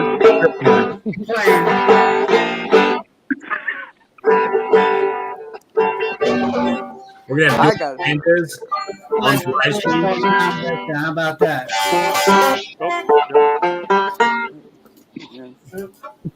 Yeah, I got it. I do my He's gonna See that, fire Bob? me and get another bottle. What do you want to play? This t-shirt on for longer than yours. Well, this thing's out of tune. Hey, if you can't stand the heat, stay out of the high. That's right. That's exactly it. That's what my shirt says. Earl, y'all going to play something? Hey, Charlie, man, we need to get on one night and get us something going. Play it right now. I'm gonna have to practice up because it's been a long time, and all that stuff. It seems to me, Charlie, that you've been spending more time dancing than playing. I do like dancing better. Yeah. I like clogging and flat-footing and all that stuff. Y'all don't Hey, know Blaine, it, but I did Charlie's get it. a I was big getting ready to do a bluegrass video. fan. Yours- He's come down my Yours neck should of be the there woods. by tomorrow. Did What's you that? get any Indiana honey, Jarrett? I have not yet. You have not yet. I have creamed honey. Hey, I'll take any state. I'll send you some Virginia honey. Do you want regular honey? No, anything you want to send, I would be happy to receive from the state. Well, send me an email, sarah@sarahshappyhives.com, Okay, and we'll get the thing rolling. I appreciate it. Look at that. All right, breaker. I'm going to jump in here a minute because I got a lag and it's weird. So I'm going to jump off here and just watch. But I am jealous Okay. of these two over here. So Don't be jealous, Uncle Earl. God bless. Yeah, we'll Earl, do you it, got to Earl. come down too. Man, you're like 3-4 hours away from me. I'll meet you halfway and give you a ride over. Hey, Earl, I got your text. I'll text you back in a little bit. Thanks, Brian. And hey, Yeah. that's awesome, guys. No, we will get together one day, Jarrett, man. I'd like to do that. We will get together. Oh yeah, man. Brian, you I know love to you can come to down talk this with you, man. way and just past me, you could hit Kentucky 23 and go right home or wherever you want to go. Well, I'll definitely have to do it, man. 3 hours Or ain't nothing, man. I'll make a just drive come out there. home, brother. This lag sucks. I got to go. I love all y'all. God bless. See you later. Man, we've been. Dude, I I wish have, I could some, really I hear have, that. I have something for Lee. Lee, I know why you don't get stung whenever you look at your bees. Well, you hadn't looked at him in a month, Right. but go ahead. I just want to share this with you because this is why Lee doesn't get stung. I've heard people say The Barry White voice, he sweet talks them.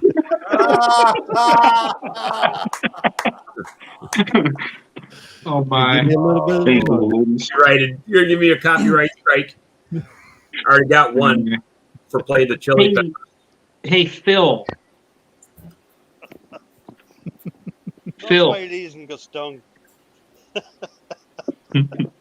Phil, I think Gruff is going to be on this Sunday. I don't have a video on making the on creamed where? honey, but that's a good idea. Thank you, Dennis. I will. Who's The next Gruff? time I do, I'll make a video. You know Gruffy? Gwendolyn Gruff. Yeah, Griff? yeah, Griff. He's going to be on. How do you say his whole name? Because I can't pronounce it. Whoa. And he talks so yeah, darn neither- fast that I can't You understand can't half of the pronounce stuff it he either. says. neither Black can Um, I, Money says to if be you honest. put on, it's even funnier if you put on the closed captions and try to read Google translation of it. Griff Reese.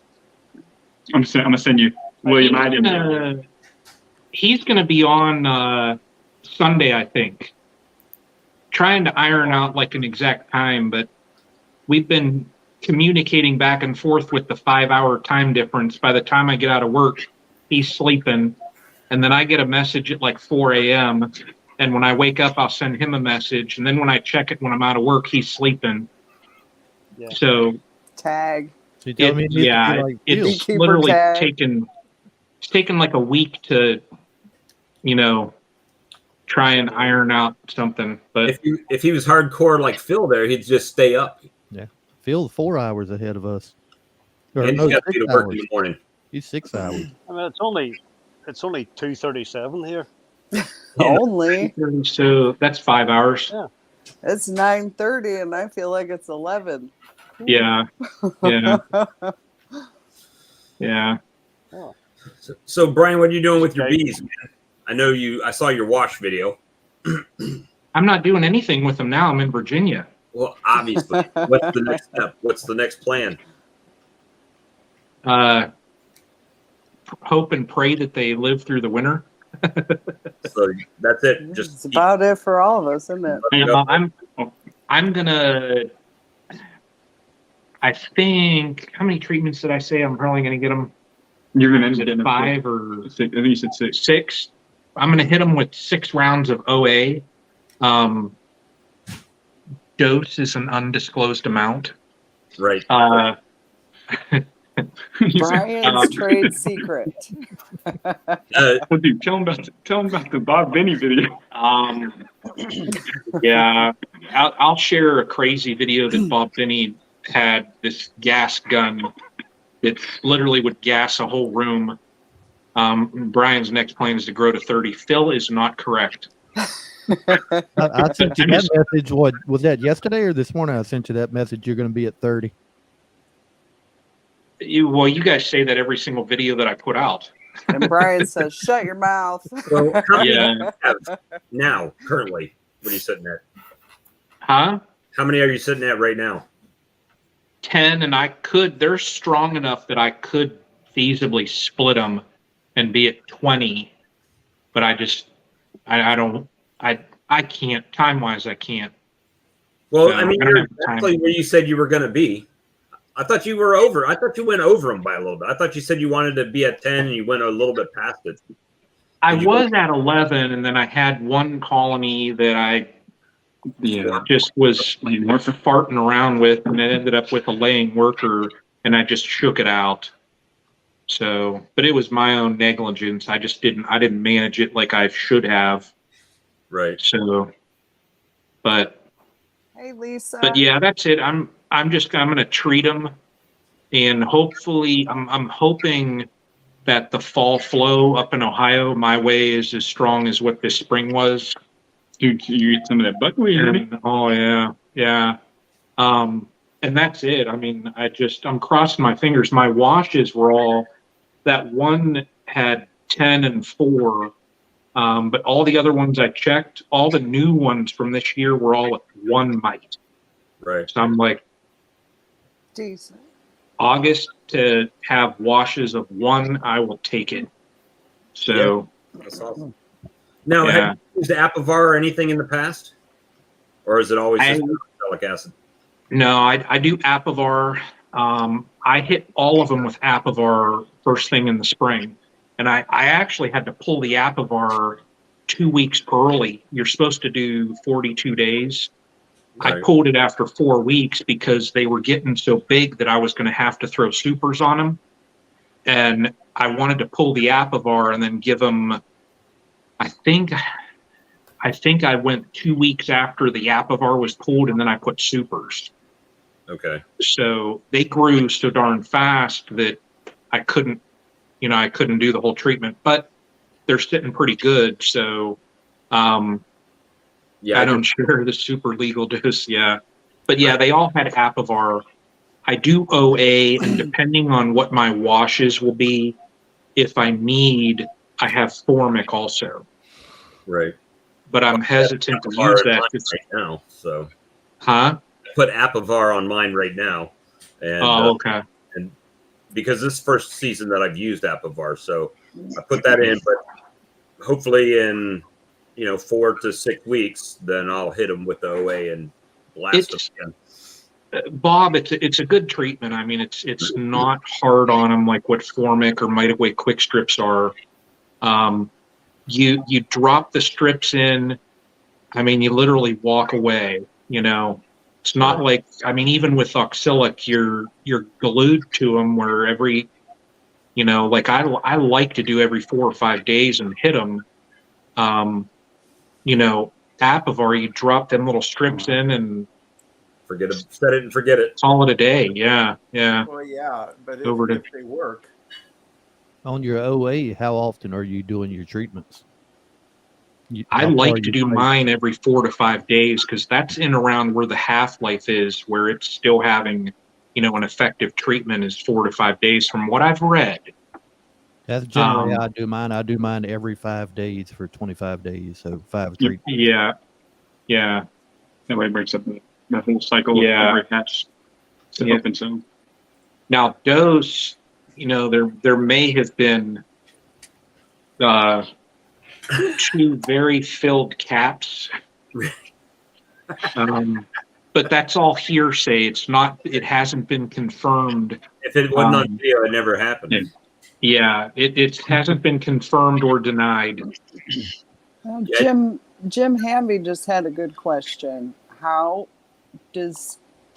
Do you have any tips for getting people to let him put colonies on their property? Sell them honey. Well, that and for me. what I did is I had a beekeeping sticker on my car, and a lady that had a field of flowers wanted bees on her. So she was my first host yard, and then her neighbor wanted bees, and so it just grows from there. I mean, yeah. And we just have a verbal agreement, so. But I'm going to start charging people from now on. I've got 4 yards right now, my home yard, and then I got 3 out yards, and all 3 of my out yards I've got from the farmer's market. Yeah, just start talking to people. Do you ever look for places to put them? I'm like, always. I mean, I've got a list of a couple of extra names that I don't even have bees on their property yet, just in case next year or the following year I need more room. I have somebody to call. Yeah. And usually you can ask them too.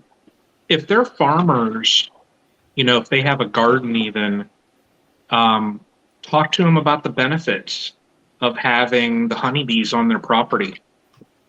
Yeah. There's no additional, let them know, hey, it's having these hives on your property will be no work for you. I will manage them. I'll share the honey crop with you, give you a jar, 2 jars, whatever it might be. But just consider, just take a step back and think about how much additional produce you will get out of your garden for doing nothing other than letting me put a box with some bugs on And your letting property. you have access to it when you need to. Yep. Yeah, The farmer guy where I have a colony at, both years now, they've given us literally bags of produce because since I've had colonies there, they have so much that his girlfriend last year was telling me she was having to wake up at like 4 o'clock in the morning and can for like 4 hours. Wow. And then she would go tend to the garden and then go back and can and then go tend to the garden. And she was like, these bees are crazy, But, and she had said literally in like 20 or 30 years or whatever that they had a garden, they had never had a harvest like last year. That's awesome. Jim, So- what you can do is literally have a T-shirt made that says, "I'm a beekeeper. Would you like to have hives in your property?" There you Yeah. go. That's a good one And too. I kid you not. I mean, I have a shirt like that when I walk through the grocery store. It says, "I sell ghost pepper honey." And I have people stop me all the time. Shoot, And then also, follow through also with, he's on social media. then follow Bob- through with what they're Bob, talking put that about. in your store. What, What's ghost that? pepper honey? Bob will have that.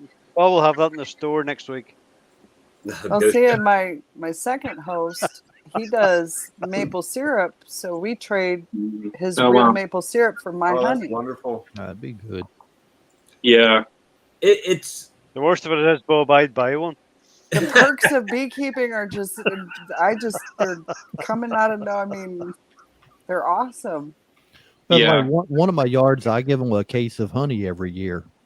I got another yard, I give them 2 cases of honey because I've got enough hives on that property. 2 cases ain't nothing. Yeah. Yeah. Yeah. I've been lucky. Both people that have offered me to put bees on their land, came and bought honey. And they're like, "Oh, we got 15 acres over here. Hey, well, it looked great with some bees on it." Well, Yeah. Once you get the bee bug, it's and once they've I've got the chestnut yard, so we'll see how that goes going forward. But I just had somebody this past Saturday offer me 15 acres to put bees on. He said, "Just don't put 100 on here." Okay, so 99 it is. No, just 98. Wow. You said don't go to 100. Let me see. Yeah. Wow.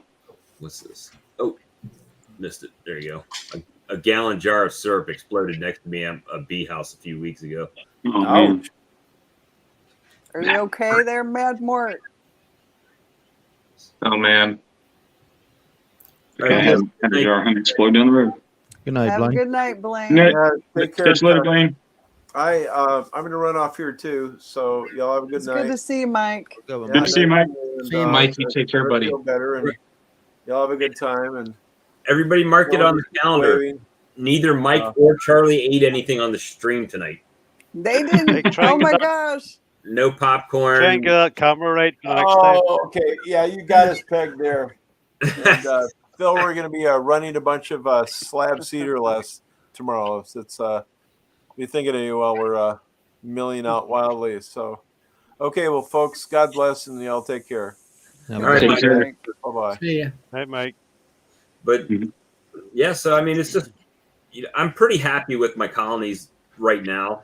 I'm really excited to see how Greg's queen does because it didn't get around.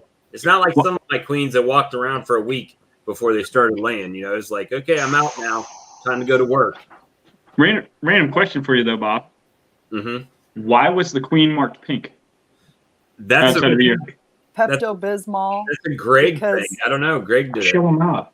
Because Bruce's What? bees were mean, and Pepto-Bismol, the color was supposed to calm them down. That's literally what it is. Pepto Pink, and it'll chill them out. Wow. All right. I was just thinking because of the That's- year and stuff. I was like, is that an old queen or is that? But obviously not because he grants them. Well, No, that it was, I I guess, was just an surprised. inside joke between them. how Greg No, had that queen in his jacket pocket, and when he left Bruce's and then went down to Florida for a week, and he literally manually fed them honey and water and kept everything. There wasn't even an attendant dead in there. Shoot, forget the bees are. We got the bee whisperer right there. When Yeah. we did our last live, Greg was telling us afterwards, we chatted for a quick second, and he told Bruce, he said, remember how I said I was bringing you 3 of the special queens? He said, yeah. And he said, how many did we put in? He said, 2. He said, I found the other one. He said, huh? He said, I set my jacket down and I heard this and this buzzing, and he said he was looking around, and he said he looked at his wife and he's like, Susie, you hear that? And he felt his jacket and was like, uh-oh. Oh, no. So I got a special queen. Yeah. Yours, I mean, it traveled the southeastern part of the United States. Yeah. She had the miles. Had his grand tour. Well, I just thought it was amazing how he was on vacation, but he took the time to make sure this queen. Now, I say this because Greg makes queens. So if it, I'm sure he has queens die all the time. It's not like an abnormal thing, right? But he had this queen in this JZBZ with attendants and went on vacation to Florida and fed it every day.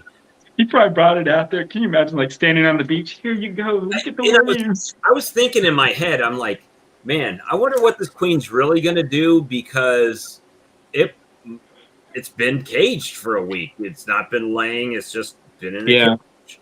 And, man, when it came out and started laying, I was like, okay, we got something. Bob, I've seen his breeder, where he grafts from, and their patterns were just, I was looking at them and I'm like, it's those ones that you joke where you'll see like 2 on the whole entire side that aren't filled. And I'm like, yeah, that's spotty. I would just get rid of that. Let me suffer for you. Well, now I'm curious. Like a brick. To give him a week or so in that it's in a 2/2. So I was going to give him like a week to load that out. Then I was going to move it to a 5 framer and try to let him get some population. They do good. Yeah, they do good. And his too. Did you get one? Did it have like the tiger stripes on it? It did. Yeah, their colorings. He literally has drones now at his place that are solid jet black. It looks like. Hold on. Yeah, those tiger striped ones are nice. Exactly what it looks like. I'm gonna beat him too. Right there. Yeah. I don't know if we can't get it any bigger. I don't think. Let me see. What about this? Right there. Oh yeah, there I see it. Yep. Yeah. Yep. See the pink? That's why I was like, wait, what's that pink? Yeah, they're nice. But yeah, it's the pink though too. It's just more or less. If he marked them yellow, then it would look like any other queen he got that year. It would. So that was just kind of like something that he came up with. He said, "Hey, I'll mark them Pepto pink, and then you'll know that these came from my yard." We got all the markers out there. We can get like a bright one dot blue, 1 dot green. Well, at least the dragonfly will be able to find her if she flies off. That's it. But yeah, I get a lot of questions, like especially when I'm going through the yard, and I've got Boardman feeders on some of my they're all empty. They don't have any feed in them. They're basically just plugging up part of the entrance. And I get more stuff about, oh, you need to clean out those feeders. And well, first of all, they're not in use. Secondly, the bees don't give a crap. I mean, they don't. It makes us beekeepers feel great, but the bees don't care. Yeah, lessens beekeeper guilt. That's about it. Yeah. You know what you should say, Bob? You should say, well, if you really want them clean that bad, come on down. Yeah, we'll have a bottle washing class. Teach me how to wash these bottles. Yeah. There you go, Bob. Lee, you're like what does that mean? You're like Mary Poppins. You got the bag of everything, but you just got the room of everything. That's the cleaner from gallon jugs from a mead. Well, We'll just call you Lee Pop. I'm gonna call you Lee Poppins for now on. Well, he's got like 3 or 4 names I already. say that's the third name now. He's Lee Poppins, Barry White. White. and- Lee's room has TARDIS technology. That's right. Now, if you know what I'm Doctor Who. talking about, I really like you. Doctor Who. Lee Barney Thank Freddie you. White. See, I knew I loved you, Bob. Your lights back there. So, These Oh lights. my. he's got lights. His lights switch. You got the disco ball Oh thing my. back there too. Here he goes. He's gonna flip them around. Oh, here we go. This is where Phil. This is where you start playing that really deep voice coming through now. Yeah. Hey, baby. Oh my. Hello, Louise. Tonight's the night. We got it. You feeling me? Yeah. I'm not quick enough. Oh Sorry. my. Oh, Lee, you gosh. still got that the 900 pounds of sugar you got there in your floor? Yep. Yeah. I I'm got just more as in the other bad. room. I bought 100 pounds. Oh, look, Phil's got the Look hookup at this whole too. house lit up. Look Like, at Phil. Look Oh at, my god. I can't compete with none of that. Oh, dude, I got a flare. I'm just waiting on Oh, Phil yeah, to install the stripper pole in the middle of the kitchen. Hey, I got a nice puzzle. Whoa, I did. whoa. Hey, Jared, what were you saying? The FLIR? Yeah, I have a flare. Well, here it goes. Yeah, here, I'm gonna grab mine now. Mine's like within reach. I can't compete. I got the I Harbor. don't have anything. Well, this probably beats mine. Mine's. Oh, okay. I got Harbor Freight FLIR action. FLIR 1. That work. Is it good? Yeah, actually, I'll grab my phone. I'll show y'all. Huh. We'll do a little demonstration. We're gonna do a demo. Little Harbor Freight FLIR action. Oh, wow. They come in handy, especially doing a I cutout. can't compete with that either. That's actually where I got some of the pictures. Oh wow. My was my son. So it's like, Oh wow. so literally, it's Too much put it technology. right in there. Let's see. Earl gave FLIR On away that. to dry cut. About that, he gave that to William. Yep. Oh, I guess it would help if I hit the on button, wouldn't it, guys? One of these days, I'll get a FLIR. Let's see. I've used this once, playing around with it out in the yard. I've used mine a couple of times. I mean, doing cutouts, but I did check it last year during the winter when we had that freeze, just to see if I could see heat coming out of the hive. So that's the main thing I would want it for, to look, so I don't have to knock and disturb them. I'll tell you what, this FLIR was not that expensive at Harbor Freight. It's not, I can't call it a FLIR, but you know, the Harbor Freight one. But for the amount of money you pay for this, I would probably buy something like what they have that's head and shoulders better than this one. You're kidding me. So obviously it's a white wall, but you can, hold on. Yeah, it works. That's some freaky stuff right there. And you can choose, the cool thing about this, you can actually choose, like, oops, that's my gallery. Hold on. You can choose different color settings. So if you're a kind of person that like need a different color, or they even got like, you can see what's the hottest. So my forehead's the hottest, or you can do the coldest. Hold on. Like on mine, you can tell it to pull up the hottest and coldest points at the same time, and it'll put a little crosshair on the hottest point, tell you the temperature, and then one on the coldest Yeah, it's got a little. It's like a little crosshair there. It says like the temperature. My big head looks How much like. is that little Show Okay, let me put it Ben on on a hottest. beehive. I bet you he's cool as. I want to see this thing. My big head. Hold on. Holy, look at that. Oh my god. Oh my It's like the Oh Predator. jeez. No. Turn it off quick. Let me go to color. My God. It's like alien. There You you sure go. you're human? How much is one of those FLIRs like that? Look at that mustache. Look at that mustache right there. I think you can get the regular FLIR for, I want to say $299, and then the FLIR 1 Pro is $399. That is crazy. And just run Brian's off that. not It's human. really cool. And it lets you take the pictures. So like these are pictures that were already on it, but like this is him Yeah. looking at the like plumbing under a HT unit lines. And what's cool about this too is You see can if you take slide like a picture, like these are some lines, you can actually go so you can see like what he was taking a picture of, or picture of is like some lines. to see where the hot water's flowing, and then you can cut it on the infrared and see Overlay. exactly where it was flowing. That's cool. Huh. A little overlay. Yep. So see, like, there's that, and like there's some. Oh wow. He looks like Cyclops from. Yeah, mine I can That's squeeze pretty wild. and take I mean, them. that's heated. Heated floor. What? So like, see, they got this picture right here. This is what I thought was really cool. So you know how to work through a wall. See how it's got like the two different points. It's like a regular floor. You cut it onto the infrared, and you can actually see where it's busted or like the heating. Yeah. Wow. Yeah. See, like on mine, once you take a picture in the infrared, you can actually slide your finger back and forth and uncover like half of the picture, take off the infrared and see just the actual image of it. Lee, you're just fancy. Yeah, Lee's got more than I got. I mean, see, I can only do spot 1, spot 2, and then you tell me where he took a picture at. Lee's like, well, with mine, when I close my eyes, it superimposes it into my retinas. And when I blink once, it will change to the infrared. If I blink twice, it changes to the regular. No, you got to nod your head a certain way. And Brian just talks to Jarvis. This Jarvis, give me infrared. Exactly. So you can choose different spots. So like, yeah, if I curl my toe back, that turns it off. See, mine's not as fancy as yours, Lee. Mine, it's hard to see, but I can add a point, and then like it's hard to. I can take this point and see if I wanted to like move it down to the cold, and it'll give me the temperature, and I can move it up. I like the FLIR stuff that they have. I mean, they. I So it find gives you that cold it works for me. That's pretty wild.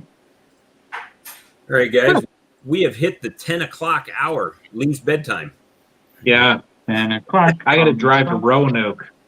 Tonight? I want to see Charlie dancing on the side of the road when I'm cruising up through these country roads. Country road. Yeah, I'm going to have in the background music playing country roads. And I want to see Charlie doing his little thing on the side of the road when I drive past. Yeah. Well, Earl back of the car with the banjo. Exactly. I'll have Earl in the back seat playing, and that's all you hear, Charlie, is, Earl playing to drive past, and you're going to be cutting it up. Maybe next time I'll show you my picture of Matt Smith. I got to meet the 11th Doctor with my grandson. Oh, really? That's cool. My when daughter he was would love little. that. Lee, did you get the straw machine yet? Nope. Oh, dude, guys getting a honey stick straw machine. I'm still holding I out. can't even compete. Lee, so you know what's going to happen with all this, Lee? We're all going to be getting together at Hive Life, and then you're going to kind of be like the main boss that has all the equipment, and we just come there. We pay the money for the tickets just to come there for 2 days of a workshop to get all of our stuff bottled, our honey sticks made, and then we roll on out. Come on by anytime. Yes. Oh, man. Anyway, guys, it's 10 o'clock, and we're going to cut it off, and we appreciate all of you, as usual, for joining in. Brian, thanks for stopping in. Jared, Phil, Sawmill Charlie, Mike. No. This is not acceptable. I have a 1 hour drive, and I was fully expecting to listen to you all on the 1 hour drive. On Friday, maybe Friday night. Hey, you can do the replay. This is not acceptable. Not acceptable, he said. Earl, who else? Houston. Everybody came in tonight. It was great. Yeah, awesome. So, and Rooster must not have heard the call of the rooster. Hey, there's Jason. That's because you got to make it a dirt bike. And there's Jason coming in at the 11th hour there. Yep, that's Brian. Well, daggone. Yeah, Hey, Hell has Paul too. See, Hey, Phil, all these just remember when I come over to visit, I'm going to ride on a horse wearing a kilt and have half of my face painted. Phil said, "Stay home." Please stay in the States. Please stay there, Brian. I'm not sensing the love. We have enough idiots over here. We don't need another one.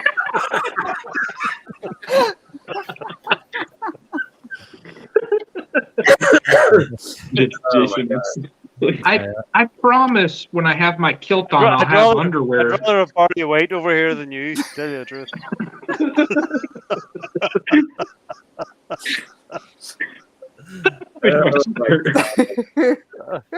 hijack Bob's show. That way he stays on for another hour. But yeah, my wife's already fuming back there. I can hear her slamming and talking to She herself. says you gotta get. It's time to go. Stuff's not happy, Brian.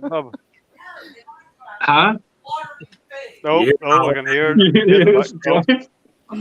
Bob's in trouble. Right, we better go. Yeah, Bob's got to make it to next Tuesday. Yeah. I told Bob to log off an hour ago. He said no. Oh my gosh. See, this is why y'all are my people. But I can come through and mute Thank every you. one of you. No, I'm just kidding. Thank you for. Just see the big hatchet coming down on the side of Bob's head. See, Oh my gosh. Oh man. I got your back. Right, Phil. I'm going first, guys. All the best. All right. I'm out of here. good night, Phil. Good night. Good night. Good night. I'm Take care. next. Bye, everybody. It's good to see you again. I've missed you. Somewhere up there. Lee. All right. Have a good night. Y'all have a good one. I can't even do that. Oh my gosh. Look, Throwing up game I'm time. doing it all wrong. Phil needs to quit Oh, I throwing can do games that. on the show when he leaves. He's like the Irish side. Yeah. All right. All right. I hope All right, you Can I guys do have a like good night. Mork See and you next time. you guys remember Mork and Mindy? Oh yeah. All right, I'll just say Nanu Nanu. Shazbot. You all take care. take care, guys. Good See night. y'all later.